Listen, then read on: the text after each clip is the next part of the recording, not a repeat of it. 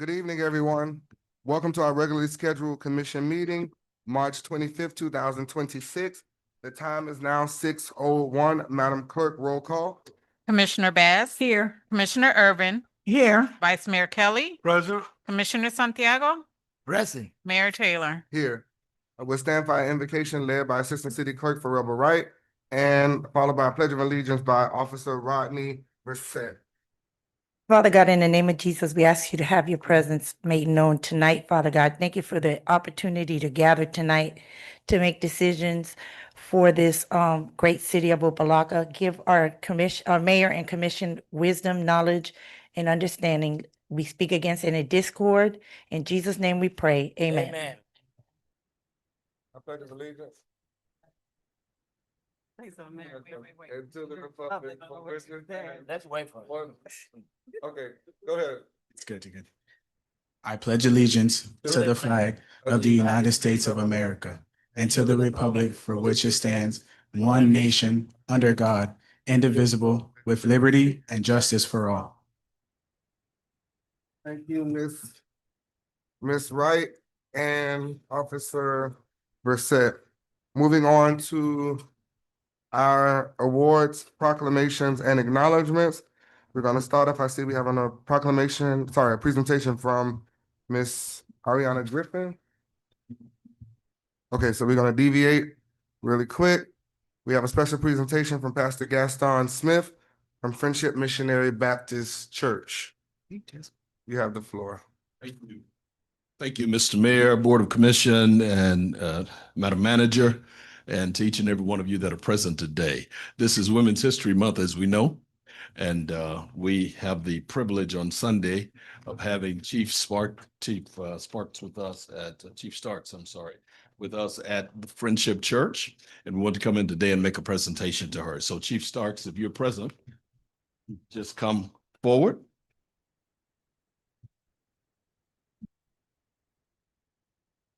It says Friendship Missionary Baptist Church and Community Partners, Miami, Florida, recognizes Chief Dr. Robin Starks as the 2026 Woman of the Year, March 24th, 2026, from Overseer Pastor Gaston Smith.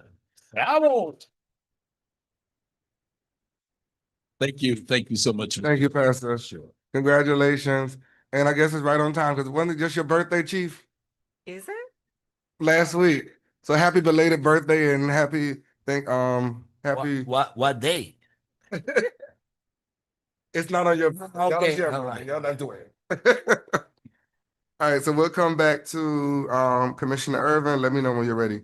We're going into the approval of consent agenda. Do we have any pulls, deferrals, or deletions at this moment?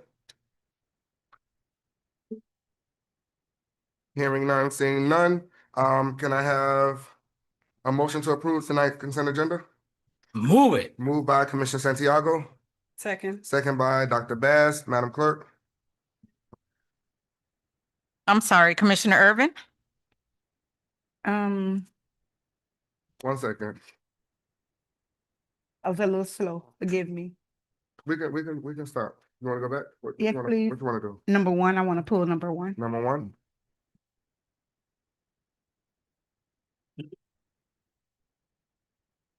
All right. You're the sponsor. I just want to co-sponsor number 7. So we don't have to pull it. I don't want to pull it just to co-sponsor, but I want Number 7, got it. to. Okay, thank you. Oh, Mr. Mayor, Commissioner Santiago?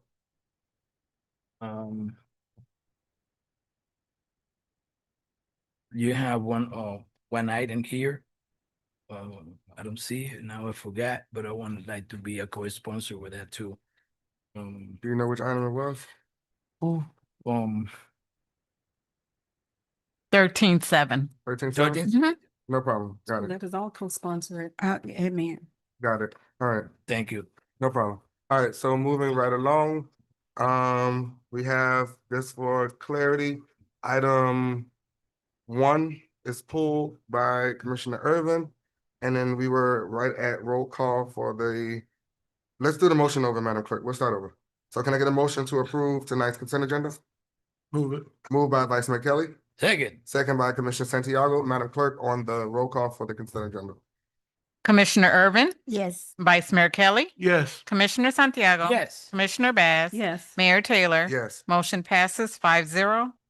All right, can I get a motion to approve tonight's agenda? Move it. Moved by Commissioner Bass, Second. second by Vice Mayor Kelly. Madam Clerk? Vice Mayor Kelly, Yes. Commissioner Santiago. Yes. Commissioner Bass, Yes. Commissioner Irvin, Yes. Mayor Taylor. Yes. Motion passes 5-0. All right, we're going into the approval of minutes for the regular commission meeting minutes, March 11th, 2026. Moved by Vice Mayor Kelly, Second. second by Commissioner Irvin. Madam Clerk? Commissioner Santiago, Yes. Commissioner Bass. Yes. Commissioner Irvin, Yes. Vice Mayor Kelly. Yes. Mayor Taylor. Yes. Motion passes 5-0. All right, do we have any District 1, District 2, or state reports at this time? Madam Clerk? No, Mr. Mayor. All right.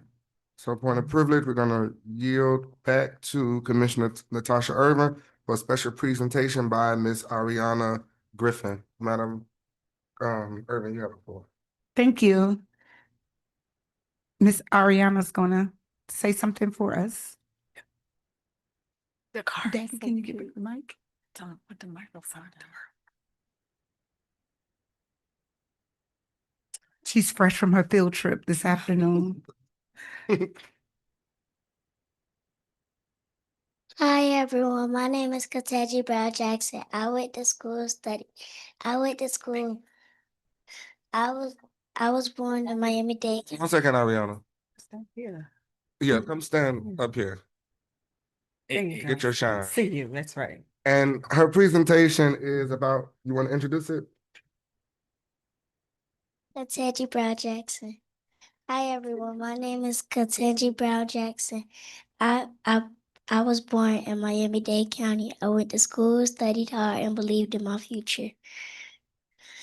And one day something amazing happened. I became the first Black woman Supreme Court Justice. That means I help make important decisions for the whole country, from South for the classrooms to the highest court in the nation. So people remember this.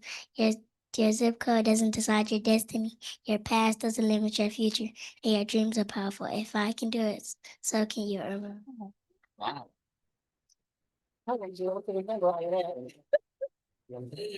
Awesome. Good job. Thank you, Ariana. This is a product of our parks as well. So I wanted her to come and say something that worked out because it was also Black history and then it was also women's history. So thank you so much, Ariana.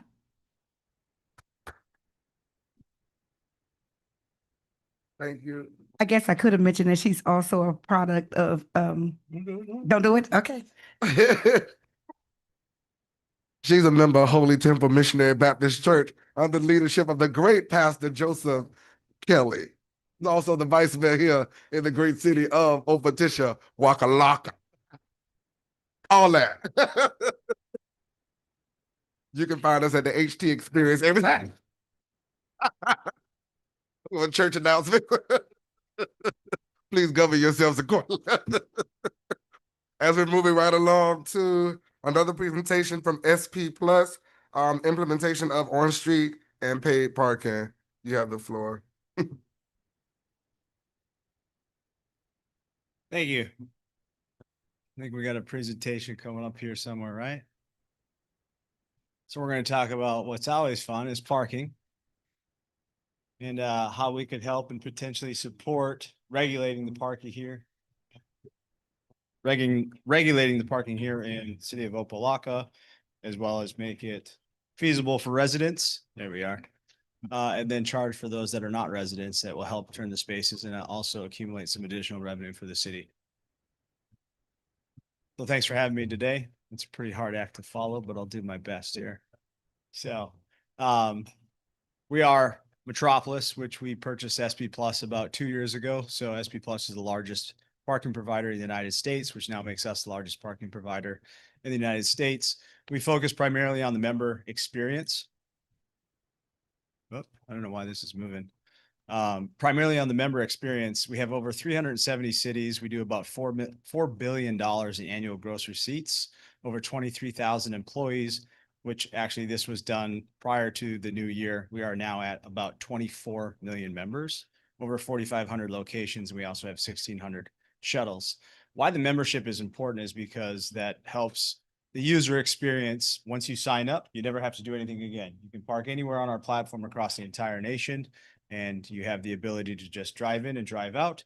Here, we're looking at the on-street city parking, which allow you to scan to pay. So you scan the sign that's in front that shows that then you've now picked 1 or 2 hours of parking. And we'll go into that in a little bit more detail. A little bit more about us. We have over 360 markets. Our goal is to reach 50 million members by the end of this year. Our presence here specifically in South Florida, especially in Miami-Dade. Again, this is from August of last year. We are now over 750,000 active members. An active member is somebody that parks with us once in the last 30 days, right? So the number 750,000 members, that means they've actively used one of our parking locations here, specifically in South Florida. They are a member in the South Florida, Miami-Dade County. Also, we have a net promoter score, which again, this is a little bit outdated. We were at a 53 last year. We're currently at an 86. The difference between a net promoter score and like your Google 5-star rating is it's a 1 through 10 rating. It's going to take only the 9s and 10s, and it's going to weigh those against the 1s and 2s. So anything in between 3 through 8 gets thrown out. It's like a median score. Typically, like your traditional Starbucks will run around like a 30 to 40 net promoter score. We're currently sitting at an 86 in South Florida.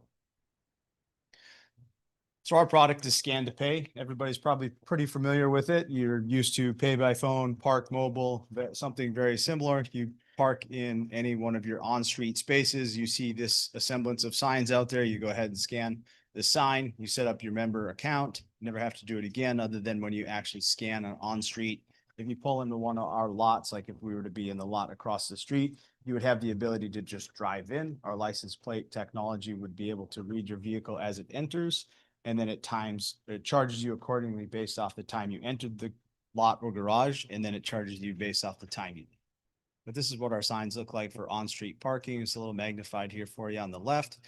How it works, you're able to pick the time slot there from 3 to 4:15. It shows you what the dollar amount is on the right-hand side there. This is Scan to Pay. So you select if you decide to stay longer, and that's an option for the on-street parking here. You can extend your stay. You just get a text message alert that lets you know that you're about to expire and you can extend the stay. Pretty standard across the industry. Cost proposal for where this is and what it would be doing. We're looking to help capture more revenue, decrease operating expenses, and create a building amenity for all of those that are in the locations that we'll go over here in a second. There's zero upfront capital costs. We pay for everything upfront, the signage. The technology is under a warranty. Traditionally, if there's any kind of like a meter out front, T2 machine or anything else, you would pay for that upgrade every single year. And any type of legacy equipment, again, the meter, if those things go down, we don't have anything to break, so there's no additional fees for you there. We do make our money based off of platform fees, which we would charge X amount of dollars to. We'll go here in a second. And then the end user, we traditionally charge a service fee, which is 99 cents or 5%, whichever is the greater, but you also can cap it, right? So traditionally here, you're probably looking at 99 cents. There's no upfront hardware investment required. If you wanted to put in new machines for on-street payment here, you'd probably be looking at upwards of $100,000. The monthly platform fee that I talked about a second ago is about $1,775 per month. And with this product and upgrade, you're looking at gross revenues of NOI for you at $303,521. This is based off a 5-year contract with automatic renewal for an additional 5 years, which is pretty traditional in municipality.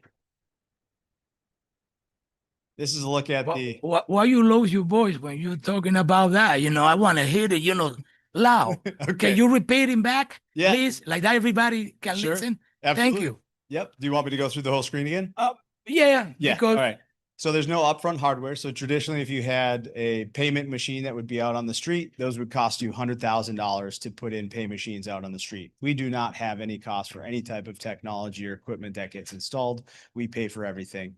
We do have that platform fee that I talked about. That's $1,775. And with that, you have a return of net operating income for the municipality at $303,521. Term of the contract is a 5-year contract with an automatic renewal for an additional 5 years. If you take a look here, this shows the annualized pro forma. Again, we did this last year, so that's why you're seeing January through December. The transient revenue that we're looking to grow here is $535,000, almost $536,000 off transient, an additional monthly revenue of almost $21,000. Obviously, you have the parking taxes that get paid and processed back to the county. And then the processing fees, because everything is done through credit card on the app. Again, you don't have to download an app. It's cloud-based. Leaves you with net revenue of $500,000. Fully loaded payroll, that's our team. We have auditors, or call them specialists. They go around, they rove. You have a vehicle that they would be in. So the vehicle cost, the fuel cost, the tire, the maintenance of all those vehicles, that gets passed through and taken out of the revenues. And those are the additional expenses there, insurance and all those things like that, general liability, insurance, vehicle insurance. And then you have 24/7 support. So anybody that has an issue with the app, or if they're trying to figure something out, they can connect right there 24/7 any time of the day. So those total expenses are just under $200,000 a year, which in turn leaves you with the net operating income annualized at about $303,521. The proposed rate structure is $2 for the first hour, $4 for the second hour, and $8 for up to 4 hours. $12 for 6 hours, and $20 after that. There's also monthly parking for residents. You can get on a resident platform, which is a monthly subscription. And then on the right-hand side of the screen here, the gray area of roads on the map is where these would be implemented. It's a bit small there on the bottom right-hand corner. It does state what those streets are. I don't know if I'll be able to read it on this one either. Alibaba, Northwest 22nd, Penns Avenue, Shahzad Boulevard, Opa-locka Boulevard from Superior to Alibaba and Fisherman Street to Shanazad Boulevard, and Aladdin Street from Alibaba to Shahzad Boulevard. Typically, it takes us roughly 30 days to launch everything. That means we would purchase all the signage, install the signage, we'd work with you, and then monthly parkers, which would be the residents that are allowed to be on monthly parkers. We're going to send an email to them. They're able to onboard onto the platform. That gives them access for any time that our auditors go out. We just scan the license plate. We see that you are a resident or you have a monthly parking pass, so that way you're allowed to park in that specific area. And that typically takes less than 30 days. Preparation is making sure that the property is ready, which would be all of those streets that we just went through on the map. We go through a deep dive of operations, how it's going to look. And then we're going to purchase the vehicles to make sure that the auditors and ambassadors have something to roam around to go check all the license plates. We've already done the site survey, so we know where we would install signs. We'd be able to share that with you, show you exactly where each sign would go, what the technology installation plan looks like, when does install look like, how long is it going to take, on what days are we going to do those. And then again, the enrollment of the monthly parkers, those that are going to have access to specific areas to be able to park on some of those streets that are allowing the monthly parking. Then if there's any questions, we do like lunch and learn. So we could set up a table outside, out in front here. We can come to another one of these meetings and we can just help inform and educate folks to be able to get on the platform. It's fairly easy. It's 3 steps. You scan the QR code, type in your phone number. It authenticates who you are through your phone number, license plate, credit card. You're all set. Then on the day you choose, we're able to go live. We just flip a switch, turn it on. The auditors go out and they start scanning license plates. Then you get additional monthly reporting, tells you how many vehicles we scan, how many people have paid, how many people did not pay, all that kind of stuff. That's all we have. All right, That's it. any questions? Yes, sir. Commissioner Santiago? Thank you for the floor. What is your name again, sir? Travis. Travis. Mr. Travis. I have a couple of points here that I'm not very interested in that. Okay, and I want to tell you that from beginning. We're gonna charge you now $2 for the first hour in Opa-locka. Yep. Okay. And I don't know how that we are a city, okay, the comparable to Miami Beach out there. Okay, we're gonna pay higher or them for an hour. I park in my car anytime that I go to eat in a very good place out for a friend of mine, a pizzeria there in 71st Street, in Collins Avenue. We're talking about Collins Avenue, okay? Yep. And for an hour that I stay there, I pay $1.02. Okay. What's the question? The question is, why they are going to charge $2 in Opa-locka to my residents or to the people that coming to visiting or working here in the great city of Opa-locka for Based the off first the- hour, $2. Yeah, based off other That's the information. point. Sure. This is nothing here. You doing a presentation, Right. and I asking you why we had to pay more in Opa-locka for whoever have in charge of their Sure. in Miami Beach. Yeah. $1.02, 2-3 cents. Sure. And I can show you. Okay. With that new system that they have a green stuff that you put your phone there, you put the area, blah, blah, blah, blah. Oh, Right. $1.02 for an hour. I'm happy with that to pay that. Okay, to parking in a commercial area. So happy. But $2 to start it in the great city of Opa-locka, I think is high. It's only my opinion. I don't know the opinion of my colleagues, Yeah. but that's my opinion. The other one is, okay, the area that you're talking about to put the meters. Mhm.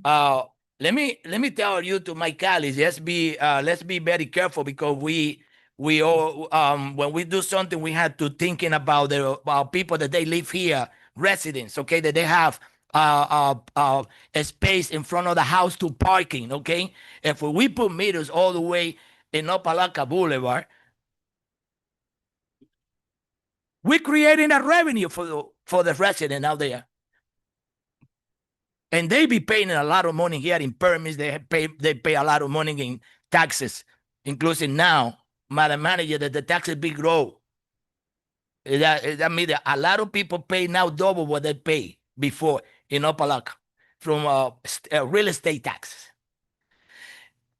We have to be careful, because yes, I need to have some kind of order here in the city in some of the avenues.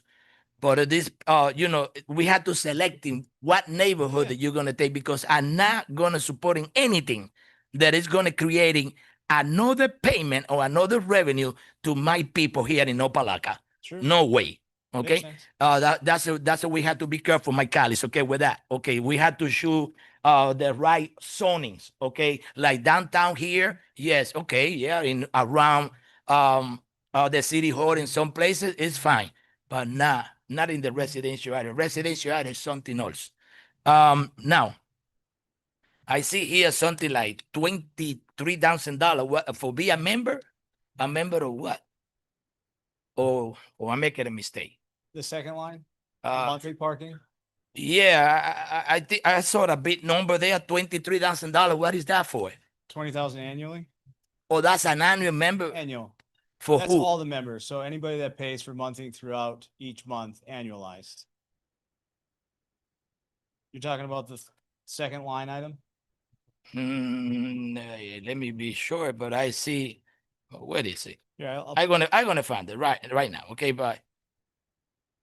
Yeah, second page, that one. Yeah.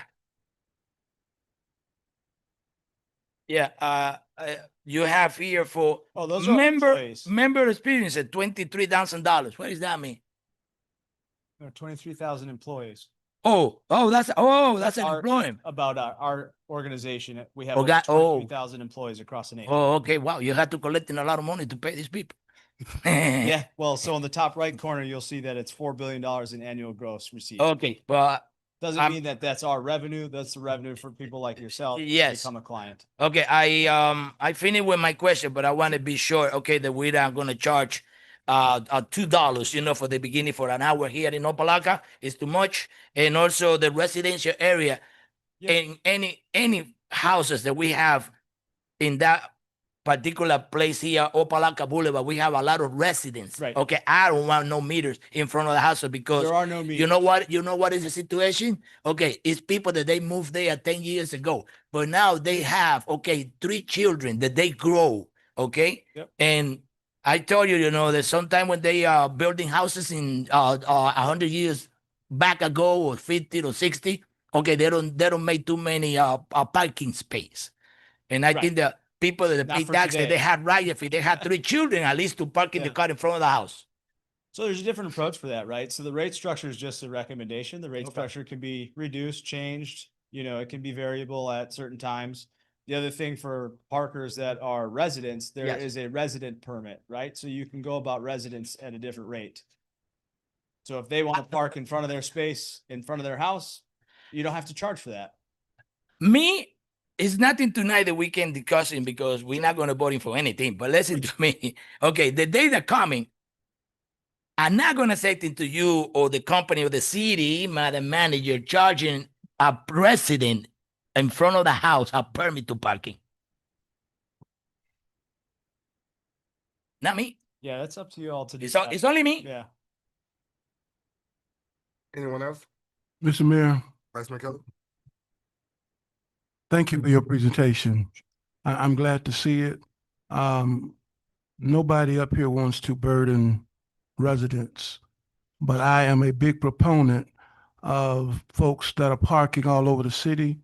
And when they go other cities and other places, they pay. They may be mad, but they pay.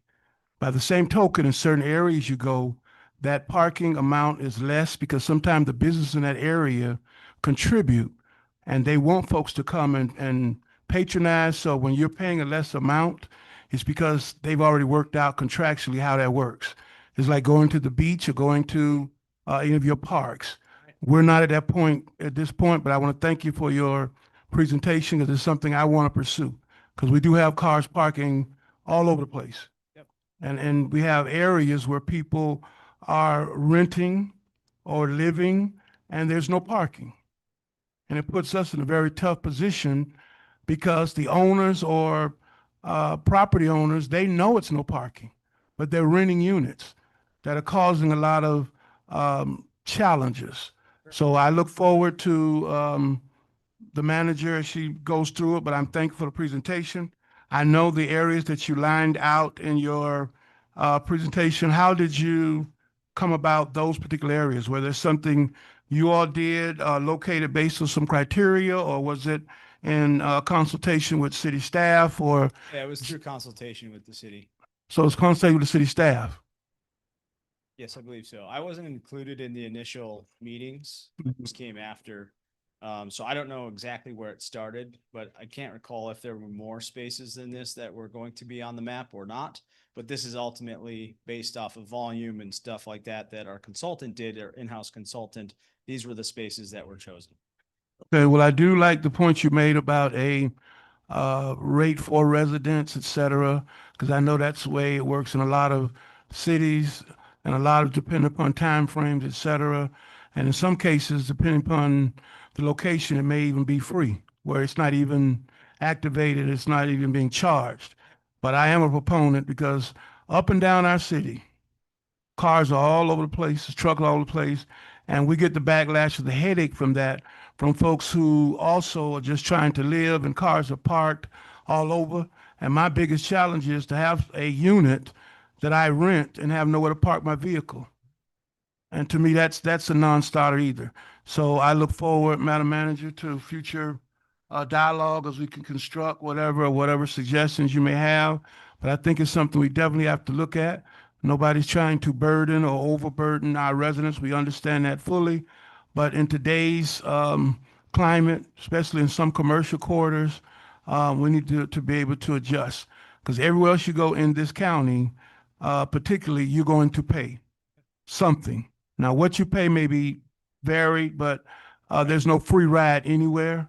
So I look forward to further discussions and whatever the manager may propose or suggest and go from there. We're not voting tonight, but I do Right. thank you for your presentation. Yeah, Thank you, the Mr. key- Mayor. The key to success in any program like this, when initially rolled out, is the flexibility, right? And so also when you speak about the commercial, right, let's say you have a barber shop and a salon and a bakery in row, and the employees of the bakery are parking in front of the barber shop and the salon. Where are those customers supposed to go, right? So the reason for a program like this is to be able to help support the churn of the vehicles out front, moving employees, so you have the available space out front to keep people coming and going from the businesses. Mr. Mayor, and I wasn't gonna say it, but since he said that, you're right. And you know what the biggest taxes that ought to be, Madam Manager? To my colleagues, she's smiling because you know what I'm gonna say. City employees, they know where to park.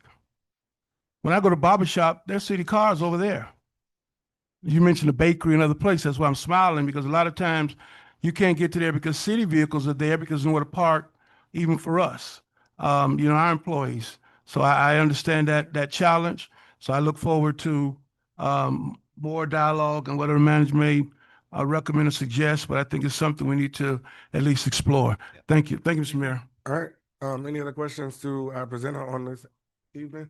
All right, thank you, sir, for coming out. Appreciate And we're gonna go ahead and move into our agenda. All right, next up is our citizens forum. Madam Clerk, can you please state for the record how to participate in citizens forum? City of Opa-locka Commission meetings are held in person at the Opa-locka Government Center, City Commission Chambers, 780 Fisherman Street, 3rd floor, Opa-locka, Florida. Members of the public wishing to address the commission may do so in person or virtually. Those persons wishing to participate virtually should register prior to the scheduled meeting time on the city's website at www.opalockafl.gov. When speaking before the commission, please make sure to give your full name and address for the record. There is a 3-minute time limit for public comments. Please adhere to the decorum policy, which is part of the commission meeting agenda. City commission meetings are aired through live stream at www.youtube.com/user/City of Opa-locka. Citizens forum is open.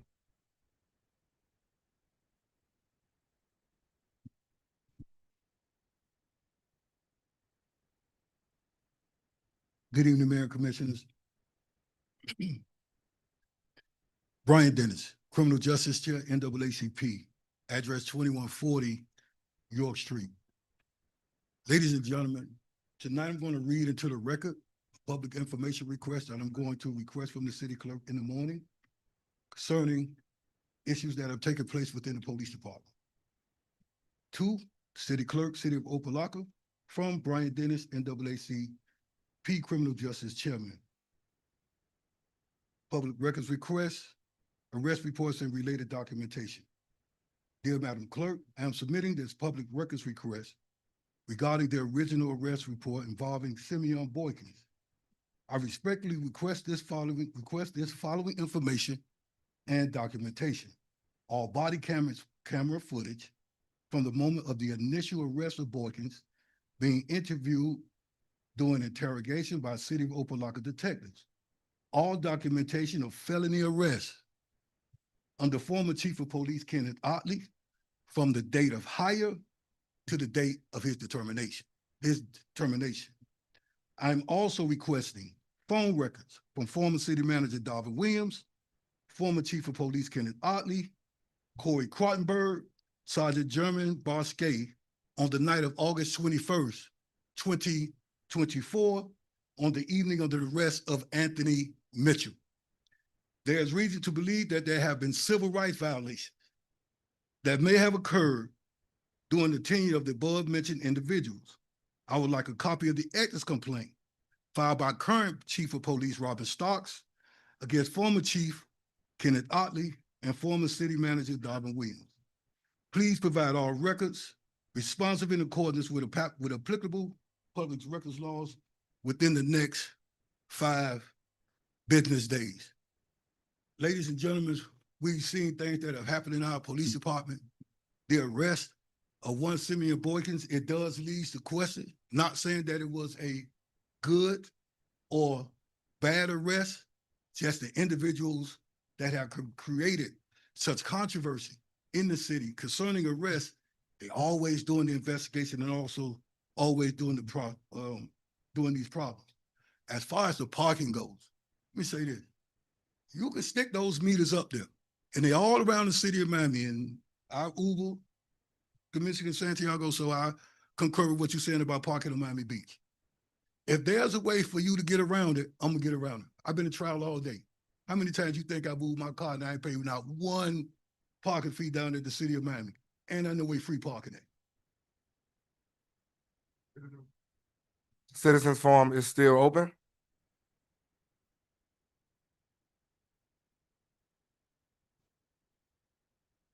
How are you? Good evening, Mark Cooper, 6801 Southwest 75 Terrace.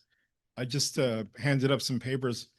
I'm really here to speak on the on the other issue, but since I'm here, I brought this to your attention. About 3 weeks ago, I own a property on 150th Street and like 22nd Avenue, and a tenant called me early in the morning. He said, "Hey, our fence is pushed over." So I went there, and it's picture number one. There was a pickup truck up against the fence. So I did some investigation. Who did it? And it was King's Record that had dropped the truck off there, and it pushed in my fence. So I called them, and I said, "Hey, you guys dropped off a pickup truck here on 150th Street." They said, "Oh yeah, it was Joe. Why? What happened?" I said, "Well, he pushed my fence in. Could you send someone out here to look at it and let's fix it?" So it took like 3 days for them to show up. They finally showed up, and then they said, "We're not paying for it." He said that it was rusted from before. That's page 2. He said it was previous damage. So I said, "Look, I have a lot of time on my hands. I'm not the one that you're going to just, run my fence over. Give me your insurance information. I'll track down your insurance information." And the guy told me where I could stick it. And so what I'm here to tell you is I did the police report, and I'm waiting for the insurance information from the city, but it brings to mind a long time ago, there was a company called Universal Waste that had a manager that showed up at one of my tenants' offices carrying a gun because my tenant hadn't paid the bill, and he had a gun on. My tenant was like, "What's going on?" So I came down here and I said, "Look, it's not normal, right? This guy's carrying a gun and he's going to collect a garbage bill. Where are we?" And I got to tell you, hopefully I'll collect my money from King's Record, but the feeling I got is that they're, by the way, they're the city contractor for the police department. I gave a copy of the police chief. I don't know if they're the right corporate citizens to be dealing with police towaways, because they mistreated me, and I know how to defend myself. And so if you get your car towed away, and they can just bill you whatever they want, I guess. So I'm just bringing it to your attention. Hopefully I get my money. Hopefully I don't, whatever, but that's the issue. Thank you. Thank you, Mr. Cooper. Mr. Mayor, No, 1 second. What happened? it's a question that I want to ask in the manager about this complaint. Can we do that for Citizens Forum? We have Okay, people that no are- problem. Yeah, don't worry. Right. Yeah, thank you. Thank you. Citizens Forum is still open? Good evening, City Manager, Commissioners. My name is Dr. Charlene Roach Williams. I own the building at 870 Fisherman Street, the commercial property. And I found out about the cohort that Commissioner Bass started recently, and I wanted to support her by giving a $500 gift card to Home Depot to help her in supporting her efforts. Thank you. Yeah, go get that money. Exactly. Stab him. I think she's calling staff. You and receive. Someone's coming. Oh, okay. The Thank you, staff. Dr. Williams. Very well. So I'm gonna Ms. have M, I'm gonna have our finance director take it. She'll take your information, she'll receipt it and give you a receipt for it as well. she's take it. All right, Citizens Forum is still open? No problem. Hey, good afternoon. Good afternoon. Try to speak English. Okay. If you need a translator, we have a translator here today. I would like to try. I would like to try. It's Yeah, speak into the mic. okay. I received a letter. What's- My name what's your- is Grayley. And your address. You said Grady? 12 Grayley. It's a weird name, Got but it. it's my name. Grayley Rojas. And I'm from 1206 Wimbledon Street, Opa-locka. I receive a letter every time on March, like three times. It's because it says that it's a landlord tenant permit. I know it have been 3 times, 3 years that I go to the office to say that I'm not renting the house, that I the owner and I live in there. But I keep telling me that I have to go every year to say that I have to bring all the FPL, all the bills and pay for a notary to do the whole thing. It took more than an hour to do that. So I would like just to share with you. And it was a boy next to me that he said that he's doing that many years ago too. I would like to share here if in any way to, to help us that we don't have to do that anymore, instead of if I rent the house, maybe someday I can, do that again. But in this time, we don't rent the house. I'm the owner. I live there in my house and I don't have any other property. Maybe you can help us, in the future. If I receive the letter, I don't have to go again every year there to do that, because I already went. I say I'm living here, and these are my papers. They pay the bills that I pay under my name, and I pay the notary, the letter of the notary, and they say, "I'm sorry, you have to come again next week, this year, and next year." And I think it's unfair. If I'm doing, I'm explaining, then I'm not renting the house. So just one thing that I want to share with you that maybe you can help us in the future, if that can change. It takes Okay. time, and the times is for us is so. I understand. Thank you, Ms. Grady. So we have our Chief of Staff here, Ms. Ashley Walker, and she'll take your information down and put you with the right person. I'm sure our city manager will make sure that we address it. Thank you. No problem. She's right here, Ms. Ashley Walker. All right, citizens forum is still open. Chris Roberts, 640 Dunab. I'm just coming to put this on record. You cannot do legislation for a vendor that you have received campaign funds from. It is a charge. If you pass anything in here tonight and the vendors I have the document to support what I'm talking about, is 2 people on the dais that have received campaign donations from the vendor where they're trying to pass legislation in here tonight. If you do it, that is a bribery charge. If you don't think so, ask the attorney, call the state attorney's office, and they will tell you. It's not an ethics violation. It is a bribery charge. I can tell y'all that. I was given the information 2 years ago. Everybody that's come in this circle playing games with putting legislation, you cannot put it on. You're supposed to recruit yourself from it, because that is a conflict of interest where that person is concerned. You have the organization trying to come in here, commissioners trying to pass whatever because they have given campaign donations. You cannot do that. If y'all want me to show it to y'all, I print it out of my phone and have Joanna give it to y'all. You cannot do it. If you pass it tonight, I guarantee you the state of Florida coming in here. Citizens forum is still open. Good evening, Naomi Brea, 936 Cordedash Street. First of all, commissioners, mayors, manager, I want to say Shabani Park, awesome. My son is having a field day over there. Every weekend he wants to go over there. However, if possible, it would be nice if on the south side of Alibaba, north of Opa-locka Boulevard, if it's possible to create some kind of pocket or vest pocket park. On that side of Opa-locka, there's no parks. And there's a lot of little kids, I would say from newborn to 12 on that side. And some of those parents on that side don't have vehicles, to walk over there. Some have more than 2 or 3 kids. So imagine walking in the street with all those babies trying to make it a Shabundi. For a person like me that has a vehicle, is nothing, and my son is of age.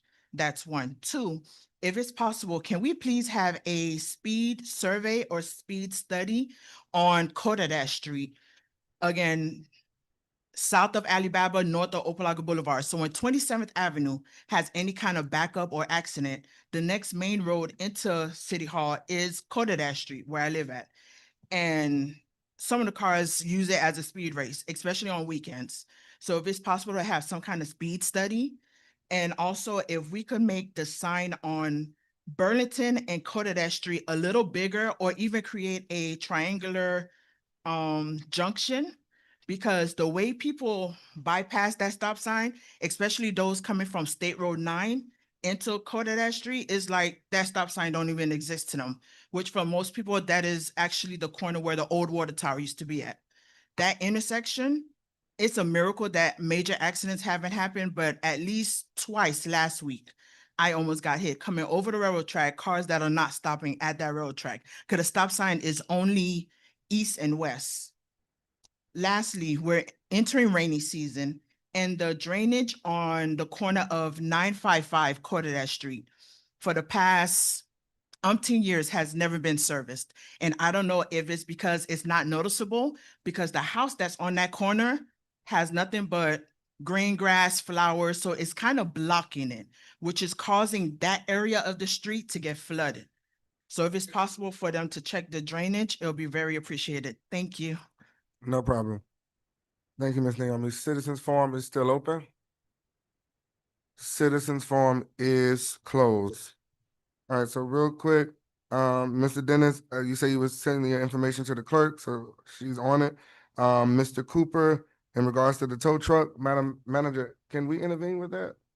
Just to ask what's going on? That's a question. I'll have a conversation with the chief and the attorney to see if we can. We do have a contract with that company, so I'll definitely look into it. This is my first time hearing about it. Okay. Dr. Williams, thank you for the donation to the cohort program. I think she called it Bass Lash. I'm sure it's appreciated. She's doing great things with that program. Miss Grayley, I think she talked to Ashley already in the back. Then we have Naomi. Thank you for noticing what we did with the parks. And Madam Manager, so the speed study for Codadad Street, is that something that we can do? Maybe, Yes. and maybe look at even installing stop signs on that street. 'Cause I know they Well, came up. we'll definitely look into it, look into the options and bring it back to the commission because we Okay. can't just install them. It has to go to the I know it has to county. go to the county. I know we Right. had that issue. Right. And I also would like to, we'll probably bring forth in legislation to do we brought this up before, a street sign study. Street sign study in Opa-locka. Because there are a lot of down signs, there are a lot of signs that are outdated, there are a lot of signs should be there and they're removed, or leaning signs. So I think we need to address that. I know we were supposed to, I know we talked about it. We have one? Okay. And I know it's my concern, I know it was Vice McKelly's concern, which is the flooding and draining on that street. Because I know we told them that we were cleaning it. We are? Yeah. And Do we have a schedule or time of when we're gonna do it, or? Because we are going into the hurricane season. I don't have that with me. I wasn't Can you prepared provide for it to the that, but I can commission? definitely Okay. provide it. All right. All right, any other, Mr. Mayor, Vice Mayor? let me just, with regard to the speed study, because you got like 20 of them already before that one. That's been there before too, because I brought it up, but 21st Court and some other areas that are all out there for speed studies, traffic signs, traffic calming devices. So I don't know how you're actually pursuing that, but there are quite a few of them that have been given to you over the years, even from Meet Me Monday. So, and I know it's partly because of what was able to occur with Jan and, so, and I understand that, but I want folks to know it's a very tenuous process to get it done, but we do hear those concerns. And the one on Coda Dad, I know because your mom, been talking about that for years, so I'm aware of that. So as the mayor is saying, I know a study was, well, we looked at it before. I don't know if it needs to be updated or not, but if so, we need to do that and bring some back to the commission if it requires any policy legislation. That would be good as well. I'll definitely bring it back to the commission. Thank you, Mr. Mayor. Mr. Mayor, All right, Commissioner Santiago? ready? Oh, okay. My question before to the manager, because I heard, I think that I'm right.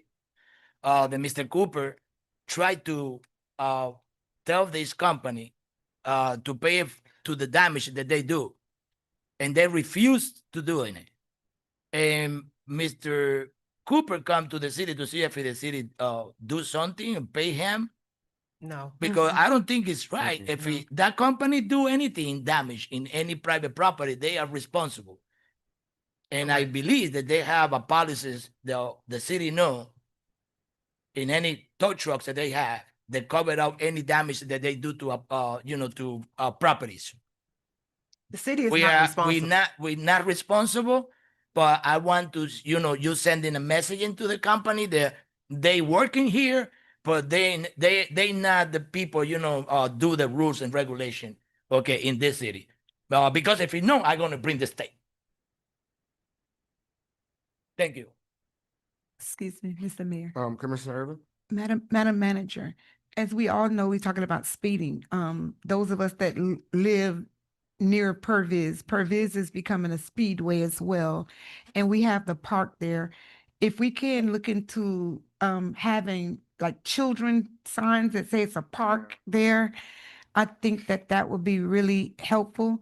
And it also bothers me when I come down Perviz and I get by the school, there's nothing that's, and they have the kids loading the buses, or there's nothing that says that there's a school, or just caution with kids sign or something for the parks and the school. Thank you. Okay. All right, moving on. Madam Attorney, item 13-1. A resolution of the City Commission of the City of Opa-locka, Florida, authorizing the city manager to enter into a facility use agreement with ADC International Group, Inc., DBA Soccer Star Elite, to utilize Sherbani Park Field for its youth soccer program, providing for adoption of representations, providing for scrivener's errors, providing for an effective date. This is sponsored by Commissioner Santiago and was deferred from the February 25th, 2026 regular commission meeting. Can I get a motion? Move it. Moved by Commissioner Santiago. Second by Commissioner Bass. Commissioner Santiago, your item. Thank you, Mr. Mayor. I think we do and we follow what my colleagues, asking for in the last commissioner meeting. We do all the amendments that we have to, do in the contract. And we, what we do is we follow the other contract that the other club or person have in the other park or Ingram.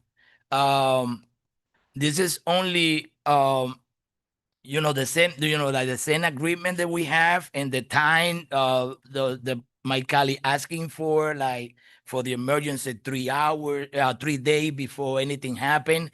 And I believe that everything is here in the package, and the only thing is, listen what my colleague have to say about it. And any decision that we do tonight is up to us. All right. But I do whatever, we do all the changes that they're required to do in this agreement.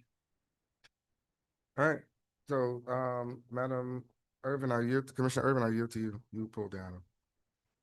Okay. I pulled this item because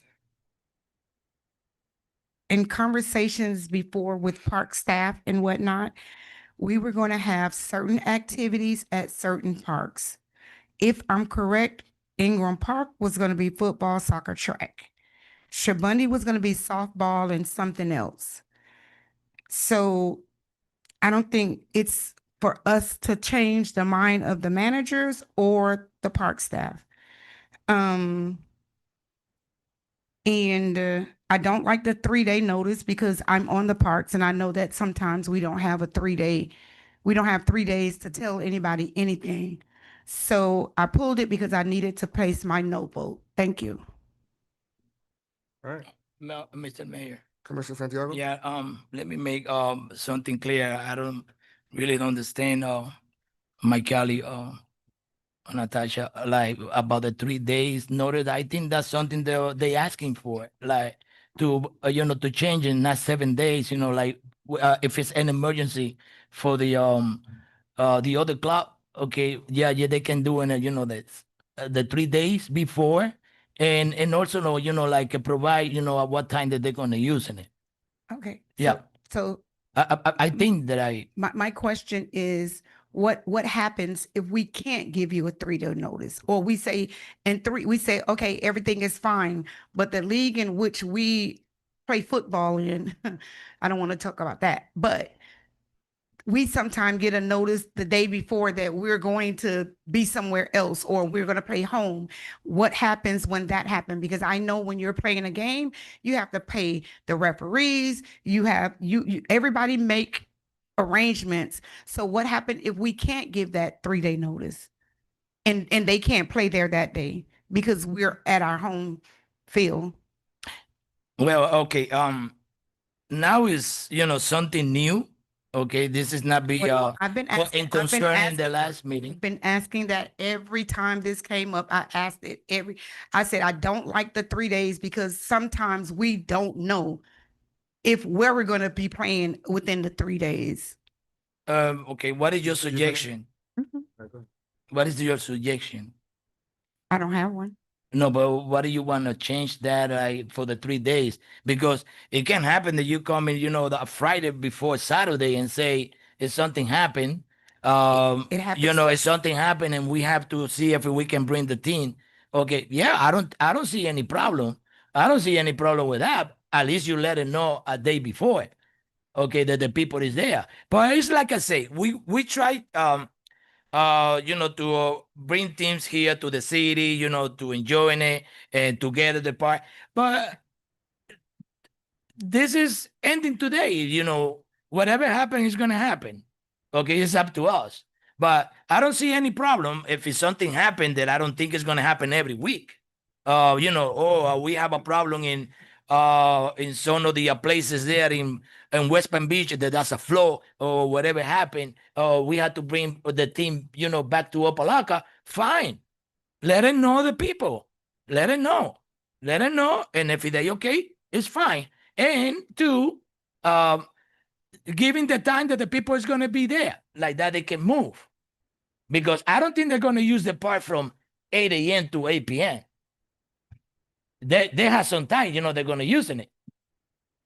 They're probably going to use it from 8 to 12 or from 8 to 1. What about the rest of the day? Mr. Mayor, Commissioner? to the manager. Madam Manager, are we going to have football on both parks? No, football is on. Are we going to have baseball at both parks? We don't have baseball at this moment. When we have baseball, from what I'm It's gonna understanding, be at it's going to be at Shabandi. Right. Are we going to have baseball at both parks? Not at this time. Okay. So It's not, that hasn't been a discussion. It's always been discussed to have it at Shabandi. Right. Thank you. You're welcome. Mr. Mayor, Commissioner Bass? just a quick observation. I understand where both my colleagues are coming from. I don't think the issue is so much the programming or our park scheduling. I think it's the league. I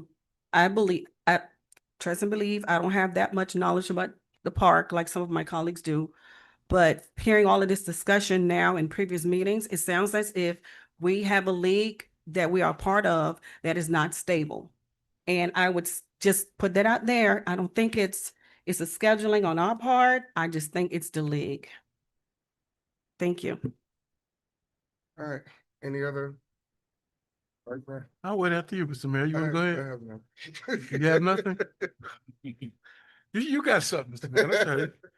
Okay. I did ask for a lot of clarifications, and a lot of them have been addressed. I still had a couple, but I don't discuss really my colleagues' legislation in my briefings. But I did have a chance to speak to the manager, and I want a couple of clarifications from the city attorney. Really, in the agreement, on the terms of agreement, on number 21, which is page 3 of 9, talks about month-to-month basis for a 12-month period. And I kind of lean towards that because it allows us flexibility if it's not working. But then when I saw the second part of it, renewed or renegotiated, but modifications have to be accepted by both parties, then I got a little concerned. Can you clarify that, that explanation, what that entails, what that means? And then while you're doing that or getting response, Madam Manager, as I said before, the attendance that exceeds 50 requiring police detail, how that would actually work. Because I've seen, and when you're playing sports, it's really very hard to say how many folks are going to be there at a given time.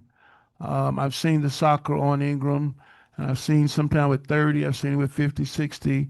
So that's a moving amount and how that would be done.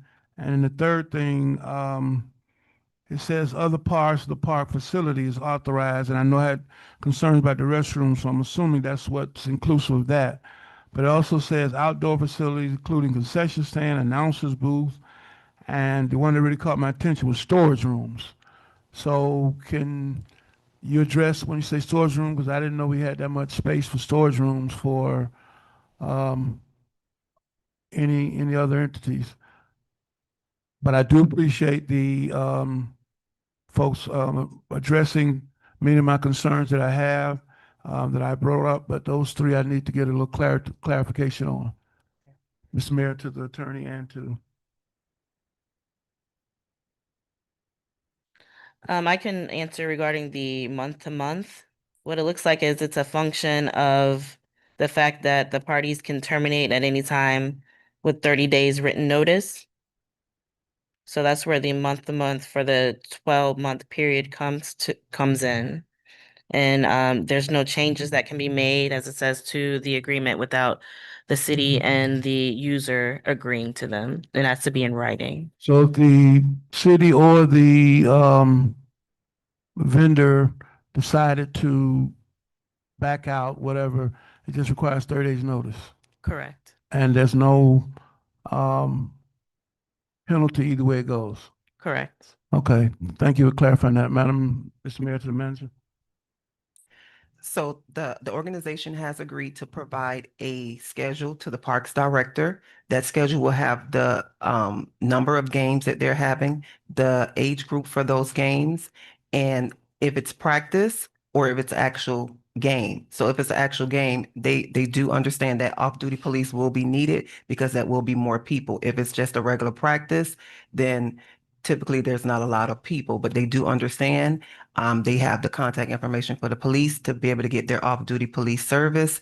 And with regards to storage, they don't need any indoor storage. The only thing that they would need is to be able to leave their the goals outside on the field and use the restroom. Okay, Mr. Mayor. Okay, I'm just looking at the agreement. The agreement says storage room and concession stand and announcers booth, but I don't think we even got that right now. So I'm just looking at the agreement, but I know storage room could be space. So you're saying that's not, No, that's not needed. The only space that they would need is to be able to leave those items on the field. okay, well, but we put this agreement together, it's in there. Why do we have it in there if it's not, should be there?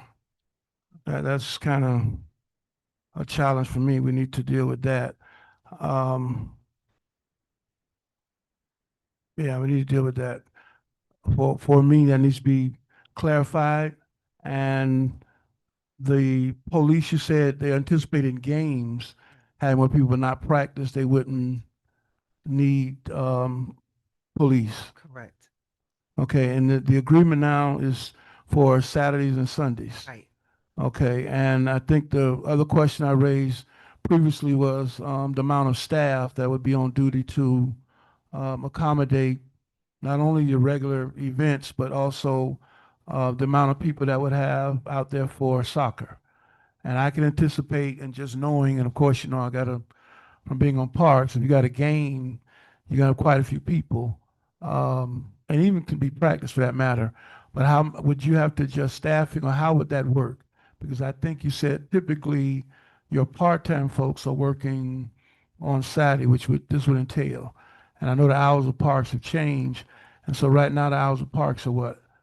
Because you've expanded them, I know.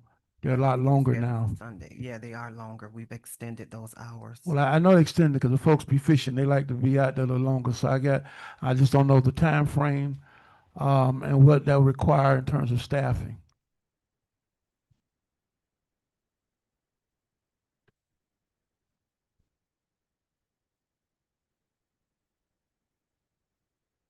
So with regards to staffing, we have not increased our head count for staffing. So the staffing that's what we have, and the staffing would be on the park to provide park services.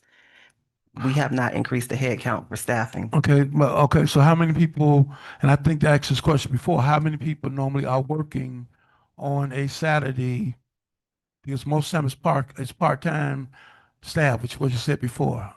So how many people are at any given park? Because I think the other agreement you have at Ingram also requires that, you know, they have games and stuff they'll be doing. So I can bring our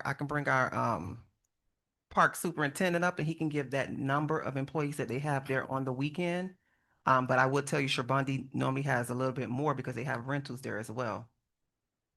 And the park schedules for Saturday and Sunday are 8 a.m. to 7 p.m.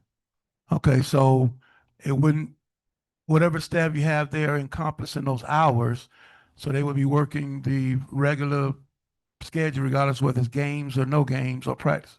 I'll Mr. Mayor. Question, sir? What's the next manager have? The question is, how many employees do you have at Sherbundi Village on the weekend, Saturday and Sunday? On a given Saturday, it's 3. No events. It's 3. You don't Okay. count, you gotta count the lifeguard, someone open and someone to close. Okay. That's no And, events. and, well, because remember, the city's already passed an agreement at Ingram, so you have soccer over there as well. So I'm looking, you have soccer there going on. You got 3 over there as well. Yes, sir. So there's nowhere to pull anybody if there's a crowd. I mean, you know, and I anticipate it being crowded. So those 3 people would be responsible or only staff you're gonna have. Basically, or myself. Well, you might have to be at Siegel, who knows? Yeah, But what I'm getting at is I'm also factoring the rentals because we have a lot of rentals, particularly at Sherbundi, not so much at Ingram Park, but when you have rentals at Helen Miller, that could throw things off. Okay, so you got a maximum of 3. So what is the park's position or whatever on being able to handle it? Because I know they've been out there practicing sometimes, and I know you already have the group at Ingram. So have you all been able to handle that number of people while they're, you know, when they've been out there? I mean, right now with the one team that's over at Ingram, my problem is we're gonna have the biggest issue when football and soccer are practicing and playing at the same time. That's gonna be the issue because you're gonna have I say 50 kids plus parents plus for soccer, and then you turn around, you have another 75 plus parents for football practice. So I'm speaking strictly practice, Monday through Friday. Saturday, if we're away, we have drivers, we have coaches. We typically take maybe 3 staff members with us. So that's gonna stretch us if they have home games and we're away. Okay. Vice Mayor, can I tag in really quick? I have questions on that. Well, 2 things. Number one, Madam Manager, even if it's away game, the park should still sustain. Yes. So it doesn't really matter who goes. And then the other thing is how many kids, so when we have football, basketball, the stuff that is already there, the 3, is additional staff added? That's my question. Only time additional staff will be added, he said 3, that's without rentals. So if it's rentals, then it will be additional staff there. No, when there's a football game or basketball game, is additional staff added to support that, or is it just the 3? Well, yeah, we do bring in additional staff. That's just for games and stuff? Yeah. But not for practices? No. Okay. Because it's for practice, it's a regular staff that's already on shift. Yeah. And what does that look like? Is it 1, 2? No, it's more than 1. Definitely more than 1. We have 3 for night shift. 3 for night shift? Yes, sir. Plus. Yes. Because in the daytime, it's fully staffed at the park. And then nighttime, they have to have a certain amount to be able to close the building. Okay. Mr. Mayor. 1 second, because Vice Mayor had the floor and I cut him off. I'll yield. All right. Processing with for statements. I'll yield. Go ahead. Yeah, yes, sir. You got it. Okay. I don't understand yet that we have 3 people working in the weekends, but that for each park? or 3 people for the 3 parks? You're speaking about Sherbundi, at Sherbundi. Sherbundi only, Right, 3 people. Okay, Sherbundi. 3 people. Okay. And let me ask you, Sherbundi is a public park. All of our parks are public parks. But we're talking about Shabandin right Yes. now, Madam Manager. Okay. What happened if the whole community go out, you know, in the summer to enjoy the park or whatever it is, and we have people playing basketball, we have people playing their balls, we have people all over, okay, a picnic, because I don't think that you can prohibit say to people to not go there and sitting in the field, you know, to do some picnic or whatever. That's a public park. And also, I heard something here that the both of the teams, they're going to practice together or they're going to play together. How? How is that? That's like you say before. They're going to have a problem when the two people, the flag football and the soccer, be together. They are practice. How? They're not going to be together practice. I think what he said is that some of the staff will be going away to the games, and then some will be at the park. No matter what, it'll still be 3 employees at the least. Okay, at Shabungi Park. Yeah, and now my other question is this. Okay, this what do we call it, association or group that they are participating in this activity out there? Did they use our employment to help them to installing things or to practice with the kids? No. No. Okay. Yeah, that's up to whoever is there. They have to have personnel to take care of that. Yes. That is not our responsibility. Okay. Thank you. I want to be sure that everything is going, you know, by the right way in every department here in the great city of Opa-locka. Like I say, I don't see any inconveniences, okay, for anybody, you know, using the park, public, everybody. And let me tell you that it can be one day that the people go to the park to see anything, you know, what's going on around. It is in they practice, whoever, the flag football or the soccer, that's what they call them, football, soccer. Okay. How are we going to have control to see? Because I know it's going to be a lot of complaints. Okay, oh, they had 200 people there. But where's the people come from? We cannot stopping people to go to the park when anybody practice. That's a public park. It's going to be a lot of people passing by. I want to be sure that don't happen. Because I know it's going to come complaints, inventings or whatever, you know, about that. Thank you. All right, Vice Mayor, you still have the floor. Thank you, Mr. Mayor. I think you're doing month to month. I will support it only with a caveat that you go back and revisit this. Because I think, and I was definitely opposed to every day. Now that it's Saturday and Sunday, and you seem not to be challenged by only having 3 people, and you're the city manager, so I'm going to kind of yield to you on that. I have my own thinking that I think it's going to require more than that. But since you feel that the 3 you're going to have, and you only pool, you said if you have a rental. So to the sponsor, I could be supportive of this if the manager, if we did like a pilot. I don't want to do a whole half a year. I don't want to do that. Because you didn't recommend, you know, you just said you put it out here.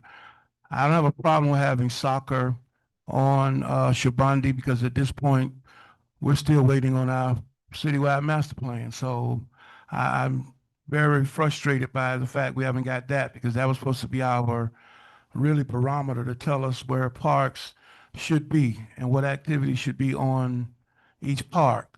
But because we don't have that, yes, we kind of piecemealing our whole program system, which is kind of challenging for me. I can't see how all of them will function with both football and soccer at the same time on a Saturday and Sunday, unless we know for sure that they are not going to be there. And I think that's going to be problematic, but I'm willing to see if it would work. But if you're not willing to do a pilot, which I saw you shaking your head, Madam Manager, then that tells me you don't have the comfort level to think it'll work. And if you don't have a comfort level, you're the manager, so that would give me a great challenge, because I was willing to go month to month or do a 3-month test just to see how it would work out and then revisit it, because it is a month-to-month agreement. But if you're not comfortable doing that, then I'll just, I would propose it, but if the sponsor wouldn't be willing to do that, then I guess I'll just leave it all together and we'll just vote it as it is. Thank you, Mr. Mayor. Mr. Mayor, Commissioner Urban. I just want to respond to something that my colleague said earlier, that he knows that on football day, we're not there all day. On football day, we are there from 8 to 9 in the morning from 9 to 6. Our last game starts at 4. Our first game starts at 10, and we are there all day when we're home. Thank you. Mr. Mayor, I just have a quick question. Commissioner Bass. Thank you. If I'm not mistaken, I believe I heard Madam Manager said that we have their schedule. And we don't have it yet, but he will provide the schedule. okay. And do we have our park schedule for football? No. No, but we will receive a schedule from the football league that we're in. But what I keep saying, and I'm gonna keep saying it and keep saying it, so when all hell break loose, they can say, Commissioner Urban said it. We get a schedule. Vice Mayor asks for the schedule. He get a schedule, but that schedule never remains the same every week. It changes hourly. We're with this league because it's the league that we can afford to be in. So that's why we're with the league. Mr. Mayor, may I? Commissioner Bass. Okay, I understand. Vice Mayor. But I think for me, I'm moving blind because I would have rather see both schedules, even though I'm hearing what my colleague said about schedules being changed like the drop of a dime really quick. But maybe there is no conflict or not as much conflict as we anticipate because we don't have both schedules to look at. So, and then again, is a 30-day pullout without consequences, right? Okay, thank you. Mr. Mayor, Vice Mayor. this is my last bite of this apple. If the sponsor be amenable and Madam Manager, well, Maxim Manager, you do not support a test pilot on this? If that's the will of the commission, then yes, but No, I'm asking you, I know it's the will of the commission, but you know your staff, you know how many rentals, because you know how many people normally rent Shabandi for activities, and ultimately you're running day to day with staffing. So that's what I'm asking you. I would be willing to do a test pilot for 3 months or something, 4 months or something, just to see, because it is a 30-day back out. So if they're out there practicing and you see where scheduling is a challenge or whatever, we have the ability for you to bring it back and say it's just not working. So that's why I'm asking that question. I don't have a problem with it. Okay. Well, if the sponsor's amenable, I would suggest that, but if it's not, then let's just go ahead and vote it up or down. All right. So we can go ahead and wait. That was a amendment. Wait on you? Wait a minute for Your thought process. Well, you want to hear my thought Hey, you process? just got the I don't know if y'all want to hear my thought process. Because I think this conversation with majoring in the minor, I think the park should be open to everybody, and I think all parks should be programmed. So that's what I'm saying. I think football should be at every park. Soccer should be at every park. I think every park should sustain itself. This is a big community with 17,000 people, and we got a lot of kids. I'm sure there's double children, and there's enough to go around. So, and as I said, I think we're majoring in the minor with this conversation, and I understand with the scheduling. I get that part. But parks, I think, should sustain itself. A thriving cities have a thriving park system. And we are finally open and operating. I would love to see children on all of our parks, in every room of our parks, on every field of our parks. But that's just me. You asked my opinion, that's my opinion. Well, Mr. Mayor, I appreciate that, but most park systems, wherever you go, there's certain things happening on certain parks. I agree with you. That's what, and that's why I keep harping back to the master plan that we asked for, the park recreation master plan, because that will tell us where you should have this or that. We are piecemealing. That's why I was proposing the pilot of 3 or 4 months to see how it works. Because when we get that master plan, whenever we do get it, it should tell us where, based on their surveys and what they've done, you ought to have this. You go to any park system, whether it's Miami Lakes, Miami Gardens, North Miami, there's certain parks, for example, on 135th, they do baseball. You do not see football out there. Go right around the corner to Ben Franklin, they're doing soccer. And that's what you see basically out there is soccer with a little flag football. So all of them have various components so the residents know if I want to do this sport, particularly this is where it's at. Because that field is set up, the amenities are there. We're not there yet because we don't actually have our big picture. That's why I was willing to say a pilot test to see how it works. Hopefully we're going to get that master plan that tells us where things ought to be. And you ought to have it here versus there. But you're correct. I think all of the parks need to have activities, but every park does not always have specifically all of the sports. Even in Opa-locka for years, you did it, but it was kind of challenging to have baseball and football. Then it kind of went to football for a while. I was at Ingram, baseball was over there. Then football shifted over to Shabandi, and baseball went away and didn't recover at Ingram or whatever. And I still want to see baseball somewhere in our city. So that's why I proposed the pilot just to see how it would work. But the motion on the floor, so, you know, So vote it up or down. the motion, Commissioner Santiago, What motion? I'm finna explain it to you. Okay. The motion on the floor is to do a 3-month pilot program and for the manager to bring it back to let us know whether it works or not. And then we extend it for the next 9, the rest of. Work bad, it just Yeah. ended. She'll have a That's better what picture. Vice Mayor, to answer all of the concerns that Commissioner Urban has with the timing. So we want to see if it does work out. Okay, and let me ask you something that we're gonna force into anyone, be there in the field to presenting the schedule, okay, for for the games or practice that they have for the at least for the first, for each month. Okay, at least for each month, to let them know what is the plan that they have. I don't think it's fair for others, okay, to come with something right away, okay, and keep, the other part out of the field for the whole day. Everybody had to have a schedule. I don't have no problem, okay, with that policies, okay, the Vice Mayor Kelly, asking me to do, okay, but we had to, I don't know if we had to, let them know the people too about that change, and if they agreed to do that. That's another thing. If they agree, in the country, to do that, to have 3 months first, to what are we calling again? To yeah, okay, and It's worth the try. yeah, it's worth to try. But let me see. Let me asking the manager. Okay, you think that we can do that, and we don't want to tell anything to that club? I'm not sure if they're here, but if they're not, the commission can pass it and I can have a conversation with them. And if they don't accept, I then it think comes it's the back best to the thing commission. because this is the way to do it, That's and what- they here. They here.